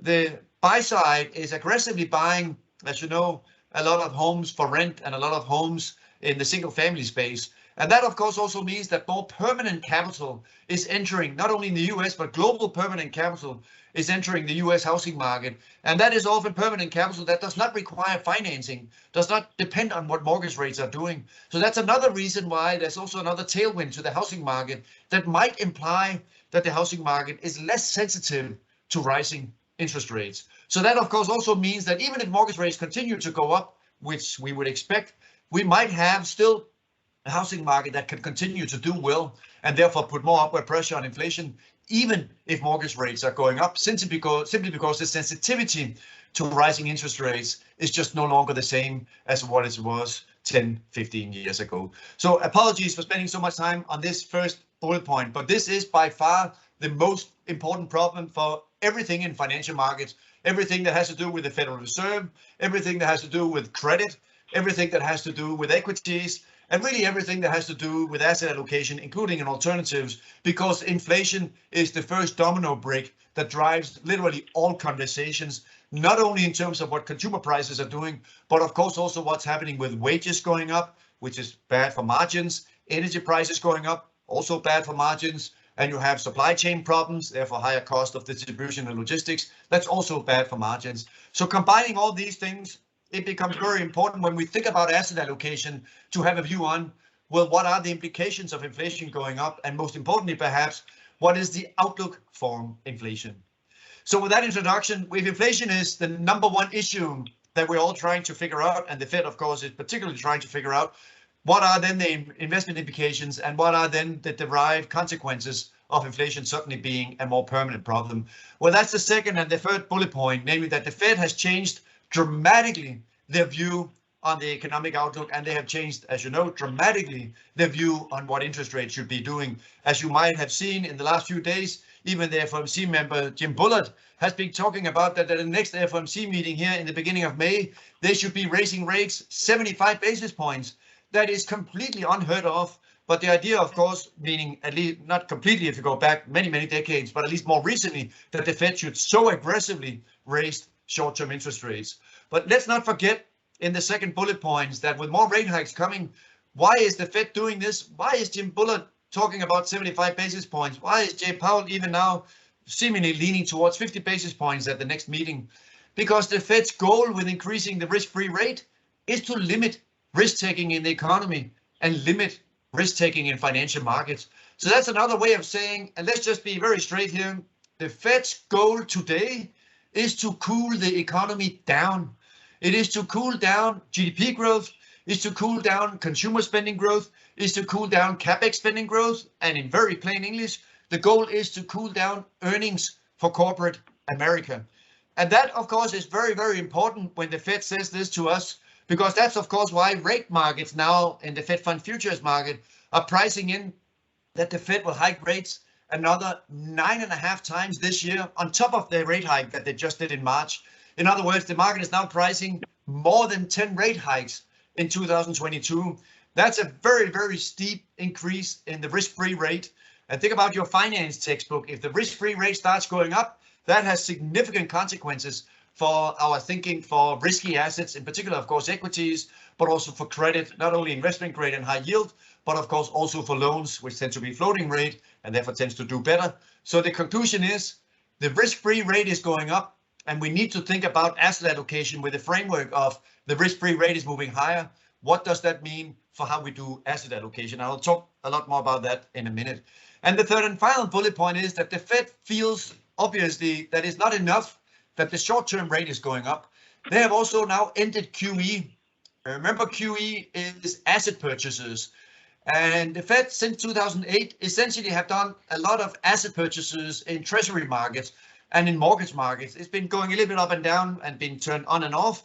But obviously during COVID at the peak, the Fed was buying 80 billion in treasuries and 40 billion in mortgages every single month with the idea of holding down long-term interest rates and the idea of trying to narrow spreads on mortgages to help the housing market and of course also overall to help keeping treasury rates low in an attempt to help the economy.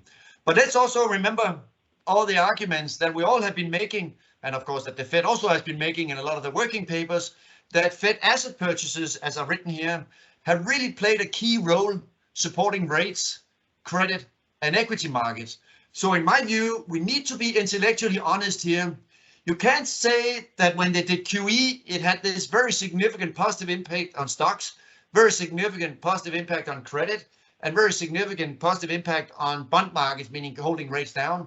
And when they do the opposite, you can't just say that, oh, this is like watching paint dry, or this has no impact, or this will not be having any implications for markets.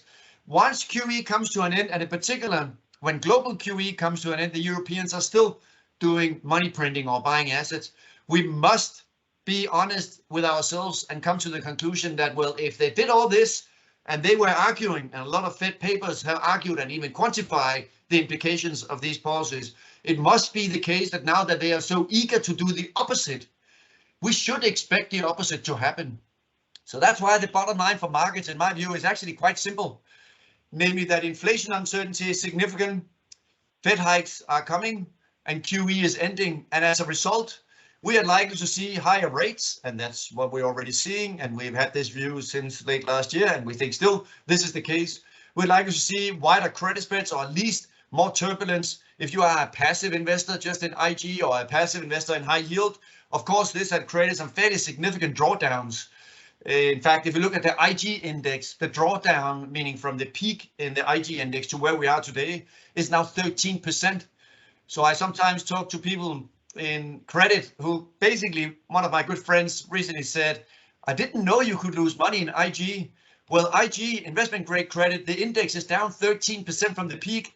I mean, and if you look at long duration treasuries, that's down like 30%. And in the most extreme, Austria has a 100-year government bond that is actually down 50% from the peak. So the losses in fixed income, if you're just passive investor in long duration, or in this case, even in long duration credit, even in long duration high quality credit, some of the losses have been in the double digits. And again, as I mentioned, up to 30 to 50% if you're long duration. So that's of course telling you that those losses are actually much bigger than the average losses in equities during a recession. During a recession, historically, the S&P 500 and equities have gone down around 30%. And now, as I just mentioned, in very long duration, there are some bonds that are down 40, 50%. I know this is a bit unusual, but given that this is continuing, it is of course very clear that fixed income has been going through a very turbulent period. And of course, the risk is that this is going to continue. Remember, because the first problem that I mentioned from the beginning is that inflation is still a problem, and unfortunately something that is likely to continue to be a problem. And finally, for equities, here also there is probably less support for equities given this risk that rates are moving higher, and therefore this risk that rates moving higher, mortgage spreads moving higher, credit spreads moving wider, all that of course is raising the risk that we could have a hard landing simply because financial conditions could be tightening too much. So with that, and I'll run a little bit faster through the remaining pictures here, but the bottom line is there are reasons to be at least very, very much aware of what is the inflation outlook and what are the implications of the inflation outlook. So let's just look at the actual inflation data. The green line here is headline CPI. The blue line is core CPI. Remember, core inflation or core CPI excludes food and energy. And as you can see in the chart, the blue line is more stable. The green line is more volatile because the green line includes food and energy that tends to fluctuate more. And the FOMC, and it actually started with Ben Bernanke, basically has been arguing for now quite some time that we should focus on the blue line because we don't really have a good way of controlling food prices at the Fed. We don't have a good way of controlling energy prices. The problem is for the Fed that those components are really important, of course, for consumers and for all of us. We know what food prices and energy prices are doing. So to say that, oh, we're going to exclude that, we'll look at everything else, is of course a little bit of different exercise relative to looking at the actual inflation numbers that are important for consumers. But the bottom line is, as you can see in the chart, no matter how you look at it, the issue continues to be that inflation is going up. And inflation is going up and is dramatically above the Fed's 2% target, is of course a very, very serious issue, because now it's a matter of trying to get inflation to come down. And the problem for the Fed and FOMC members that are giving speeches at the moment, this is what they all talk about, is that this is beginning to spill over to inflation expectations, meaning what are our expectations as consumers? What is my expectation in break-evens? What are my expectations more broadly in markets to what inflation will do going forward? And this is asking the woman and the man on the street, what do you think inflation will do in the next 12 months? And as you can see, the man and the woman on the street says, I think inflation over the next 12 months will be 8%. This is, of course, beginning to become more ingrained in expectations to wages. More people are likely quitting their jobs because wage inflation is so high, in the expectation that they'll get paid more in another job. And that's not saying whether that's good or bad or anything else. It's just saying there are probably some mechanisms that are beginning to kick in because people feel that inflation and inflation expectations have simply gone up so much because inflation has been at much, much higher levels relative to where it's been historically. So the Fed's goal, of course, when inflation is high, is to try to cool the economy down. And remember, this is very, very different from previous comparisons with Fed rate hike cycles. In 2015, in December, the Fed began to raise interest rates, and they did so in 2016 and 17 and 18. And during that process, inflation was literally below or at 2%. So this is very different from today. Inflation today is not 2%. Inflation today is literally 8.5%. So in 2015-16, you can't compare what the equity market did at the time, or even credit, even long rates did. Because at the time, the Fed was saying we are going gradual, slow, measurable pace, because the goal for the Fed was not to cool inflation down here and now, but it was to cool inflation down in the future. But today, that's very different. Now the goal is literally, the Fed looks out of the window and says inflation is 8.5. We need to get that down immediately. We can't wait another 2-3 years. We got to get that under control now. And the only tool that the Fed has is, of course, financial conditions, of course, short rates and long rates, in an attempt to try to cool demand down in the economy and cool inflation down in the economy. And there are various ways of measuring financial conditions, but this measure here is the daily. This is actually tick by tick on your Bloomberg screen. So think of this as a statistical exercise where you throw into the kitchen sink the S&P 500, you throw in the spread of investment grade credit, the spread of high yield, the spread of loans, you throw in the level of short rates and long rates, you do principal components, which is a statistical analysis, and pulls out the variation that these different financial variables have in common. And this is what you get as a result of that, namely, how tight are financial conditions? How difficult is it to borrow? And as you can see in the chart, financial conditions did begin to tighten going into the March FOMC meeting. But after the March FOMC meeting, the stock market actually went up and credit spreads actually started to narrow. So that's why financial conditions basically went higher, meaning that they started easing. So today, the financial conditions are actually neutral. So if we were the FOMC and we were saying we have a serious inflation problem out there, we got to cool this down immediately. This chart here would be telling you that we are not succeeding at the Fed. We are not tightening financial conditions. And this is also what you see in different measures that the Fed have themselves. These are weekly and monthly indicators of financial conditions. So the first one is from the Kansas City Fed, the next is St. Louis Fed, the last one is Chicago Fed. If you lean back in your chair and say, okay, so the Fed would like to cool the economy down because supply is very, very low in many, many areas in the economy. Demand is very strong because we're coming out of COVID. How do we cool the economy down? By tightening financial conditions. How successful are we in trying to get the economy to slow down? And as you can see also in this chart here, the answer is really not very successful because financial conditions haven't really tightened enough to cool things down in any significant way. So let me just jump to the last page and get you to the consequences for asset allocation. Let me just summarize before I get to the asset allocation for first public markets and alternatives. Let me just summarize everything I'm saying here in terms of the consequences from rates to more risky assets. So this chart here is embarrassingly simple. This is just the risk spectrum. So to the left, you have the safest asset in the whole world namely the Fed funds rate. If you feel you get paid too little in the Fed funds rate, you can start moving to the right in this chart here. You can start buying duration in treasuries. In 2008, Bernanke and then Yellen and then later on Jay Powell, they all tried to push 10-year rates down by doing QE, simply to say, don't buy the risk-free rate, go and hunt some yield. And investors started crossing the Rubicon and buying investment grade credit. And when the investment grade credit spread narrowed, people started buying high yield. They were buying loans. And if you felt that the return you got in credit was too low, you could buy the S&P 500.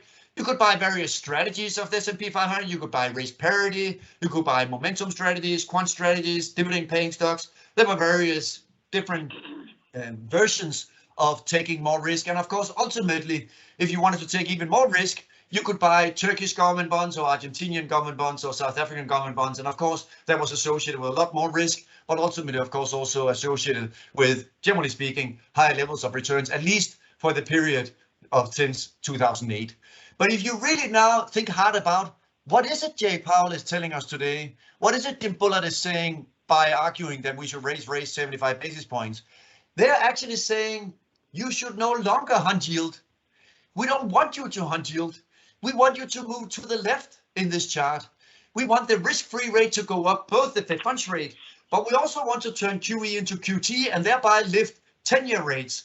Because if the level of the risk-free rate goes up, we will therefore deflate the bubbles or the levels of valuations we have in credit, the levels of valuations we have in equities, and also, unfortunately for emerging markets, the level of valuations we're seeing in EM. So as you know, EM has been through a very rough ride here when rates in the US have been going up, simply because they are more vulnerable to US rates moving higher. Likewise, inside the S&P 500, tech stocks, growth stocks that depend, of course, on the risk-free rate, because remember, tech stocks are long duration assets. So if you move the risk-free rate a little bit, anything with a long duration will, of course, be more vulnerable. So that's, of course, also why the sell-off in tech has been so severe and significant. And that's, of course, expected to continue if the risk-free rate continues to move higher. So the asset allocation implications, in my view, are that as long as inflation is a problem, and we should expect that to be the case for as long as the Fed is saying, at least until the end of this year and probably well into next year also, at least this is the Fed's own official forecast,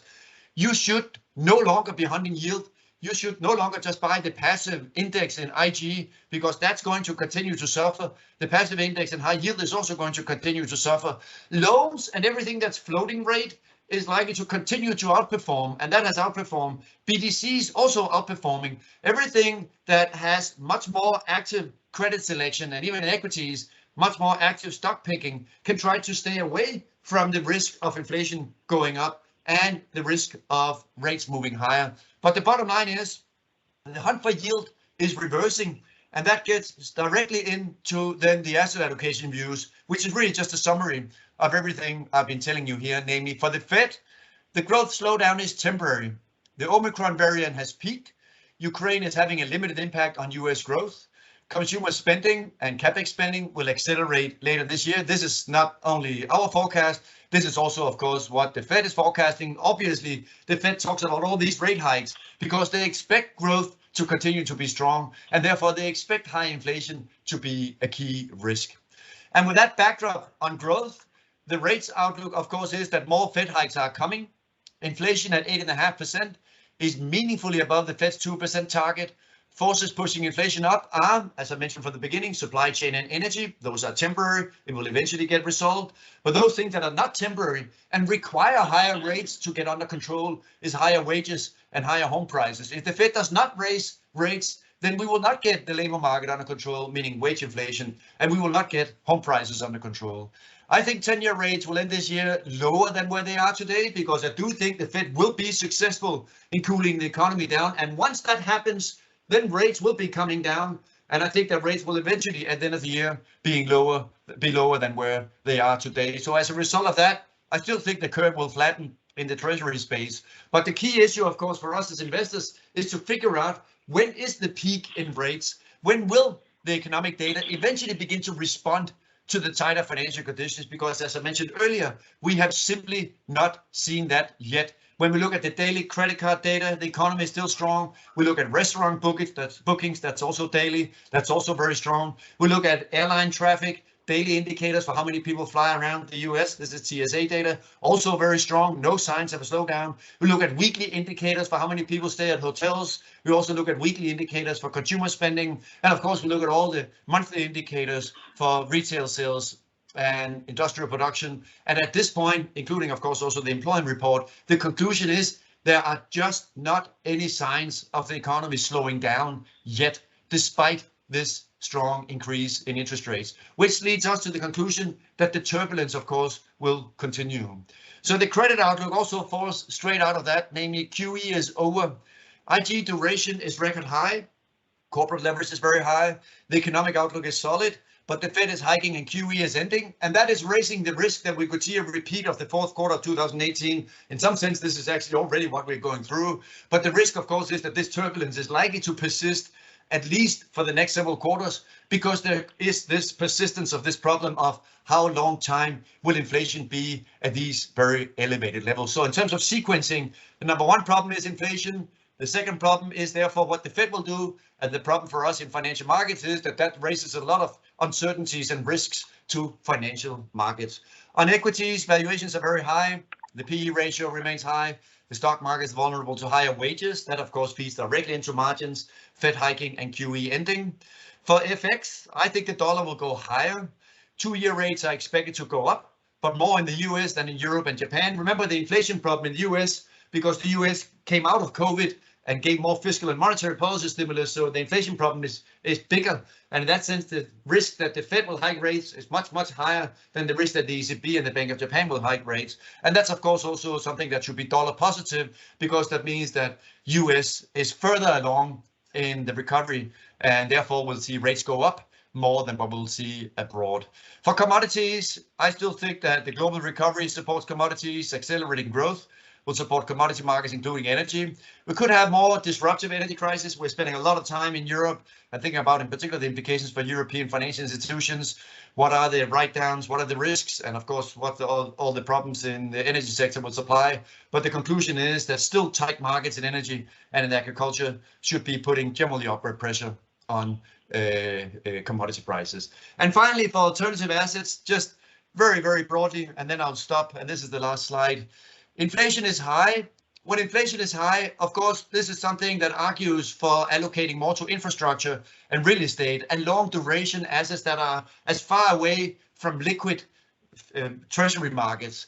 So in that sense, those have historically and also at the moment proven to be good protection against inflation. In fact, if you go back in time and look at even when mortgage rates are going up, home prices have actually also gone up through those periods. It takes some time for the Fed begin to cool the housing market down. And in that environment, everything that has to do with long duration cash flows, again, in particular real estate, infrastructure, ESG, impact funds, things that have more thematic long duration investment themes are generally the best protection against inflation. That doesn't mean that those assets will not get impacted by inflation. It just means that the sensitivity, the beta, if you will, is lower relative to just being invested, say, in 10-year treasuries.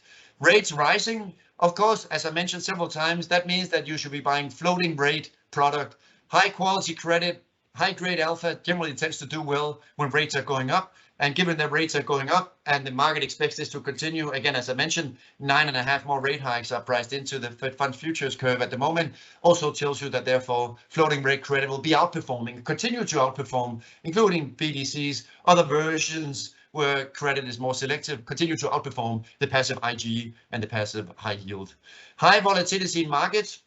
This, of course, is important also for equities. There's a very significant debate at the moment about equity markets at the moment. Some people think it's too expensive. Some people think it's too cheap. But the bottom line is that at the moment, at least it seems like equity markets don't worry too much about wage inflation being high, energy prices being high, and energy costs going up. And at the same time, cost for distribution and logistics also going up. Those, of course, added up together make up roughly 80% of costs for the average corporate. So that means that if the cost of production go up, in my view, that's beginning to threaten the E in the PE ratio. And therefore, volatility in markets is going to persist. And many things, of course, have become very, very cheap, at least even in tech and in growth, things have become a lot cheaper relative to where we were just 6 months ago. Finally, Ukraine, Russia. This is in particular to Europe a stagflation shock, as I mentioned, that has implications for Europe, and particularly again for growth and for inflation. And finally, energy. This, of course, leans itself with energy prices still very elevated and continue to, because sanctions are likely to stay in place, continue to be elevated for quite some time. That, of course, argues also for the energy transition and investment in green energy, renewables, for all the good reasons that we all know and all agree, simply because energy prices on fossil fuels are likely to continue to be elevated as long as sanctions are in place, which at least at the moment looks to be the case for potentially at least until the end of the year and potentially a good deal longer.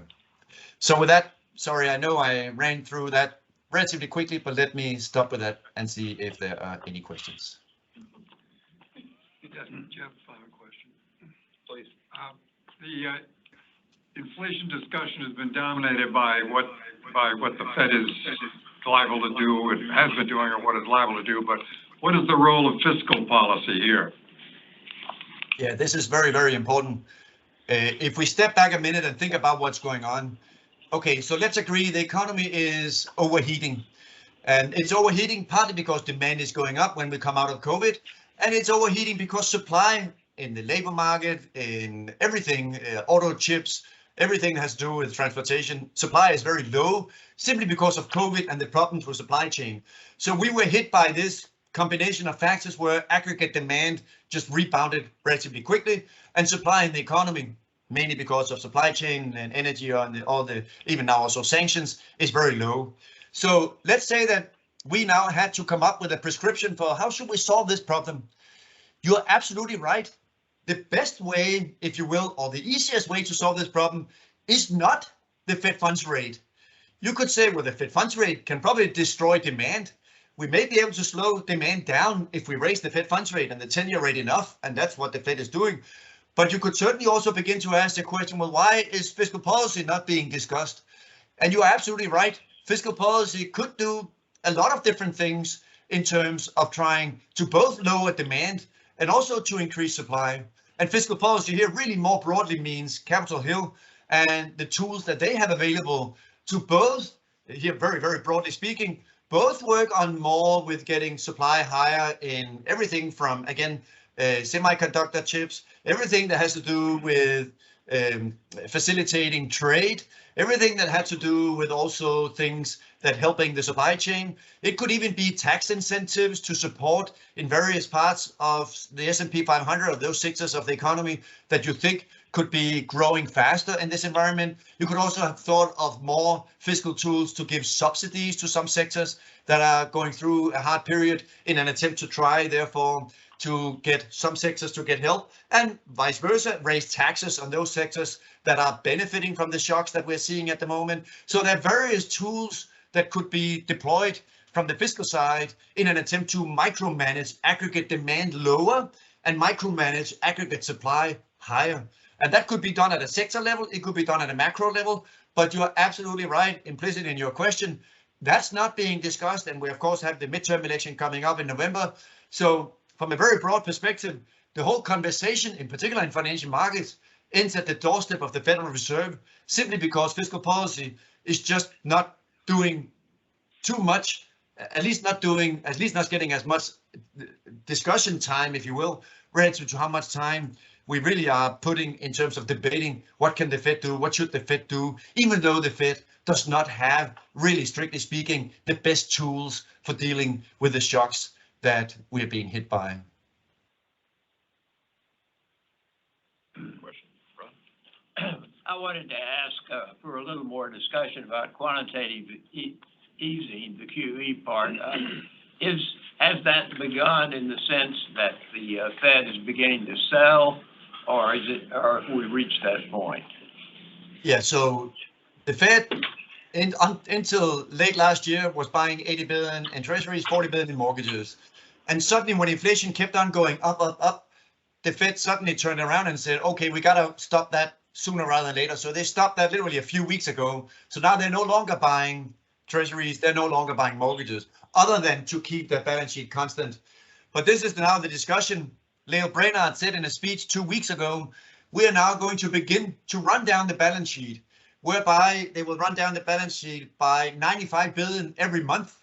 So that's a fairly significant decline in the amount of treasuries and mortgages they're holding. Specifically, they're planning to stop reinvesting. So that's running down of roughly 60 billion in treasuries and 35 billion in mortgages. So to your question, the Fed is strictly speaking not selling treasuries. They're strictly speaking not selling mortgages.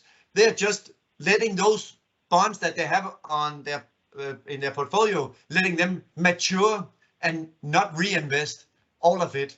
And the caps in terms of how much they're not reinvesting is 60 billion for treasuries and 35 billion for mortgages. So with that little detail aside, the answer to your question is, okay, as I said before, if we all thought that QE was something that had this incredible positive effect on the stock market, incredible positive effect on credit, meaning narrowing credit spreads, an incredible positive effect on 10-year rates, then we must be honest and then say, well, then we should expect the opposite to happen. In fact, some Fed working papers are now telling you today that, and this is of course when they did QE, the Fed produced working papers that showed that all the QE they did was holding 10-year rates down by, in round numbers, roughly 2 percentage points. So that means that now they're going to turn from QE to QT. That should logically imply that we should actually see 10-year rates go up by 2 percentage points. Maybe not all of the 2 percentage points in one go, but over time, if they do the opposite, in other words, in very simple words, if I raise taxes 10% and that has some effects in my little model on the economy, you should expect to have the exact same effect with negative sign if I lower taxes by 10%. That's the way economics functions. That's the way it always is in all models. The Fed has a model called FERPAS, where you can run small simulations and exactly ask if tax rates go up. And if you do plus 10 and compare that with minus 10, you will see the exact same effect, just with the opposite sign. But here it seems to be the case that FOMC members are saying, well, for QE, this is different. When we did QE, it had all these positive effects. But when we then turn to QT, well, then it's not going to matter much. That's because it's very, honestly, it's very unpleasant for the Fed to talk about that, well, when we do QT, you should expect the stock market to go down, you should expect credit spreads to widen, and you should expect long rates and the belly of the curve yields to go higher. So the answer to your question is that going from QE to QT is quite an experiment. And I think that we're going through that experiment as we speak. And the longer this persists, the higher is the risk that ultimately financial conditions will tighten so much that we will get a hard landing, that there is a rising risk that they therefore might get a recession, simply because the Fed is so keen to basically do what Paul Volcker did in the late 1970s and early 1980s, namely be absolutely sure to get inflation under control at any costs, even if this cost comes at the cost of a recession. Jay Powell has actually said this on several occasions, that this is the number one goal.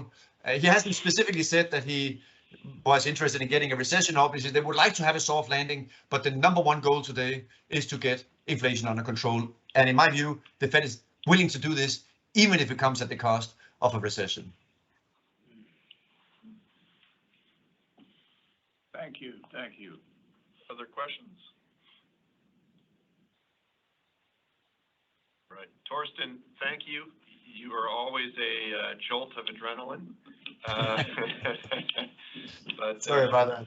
We really appreciate your time and perspective. It's very helpful for us. My pleasure. Thanks so much for having me. Thank you, Torsten. Thank you very much. Very informative. Thank you.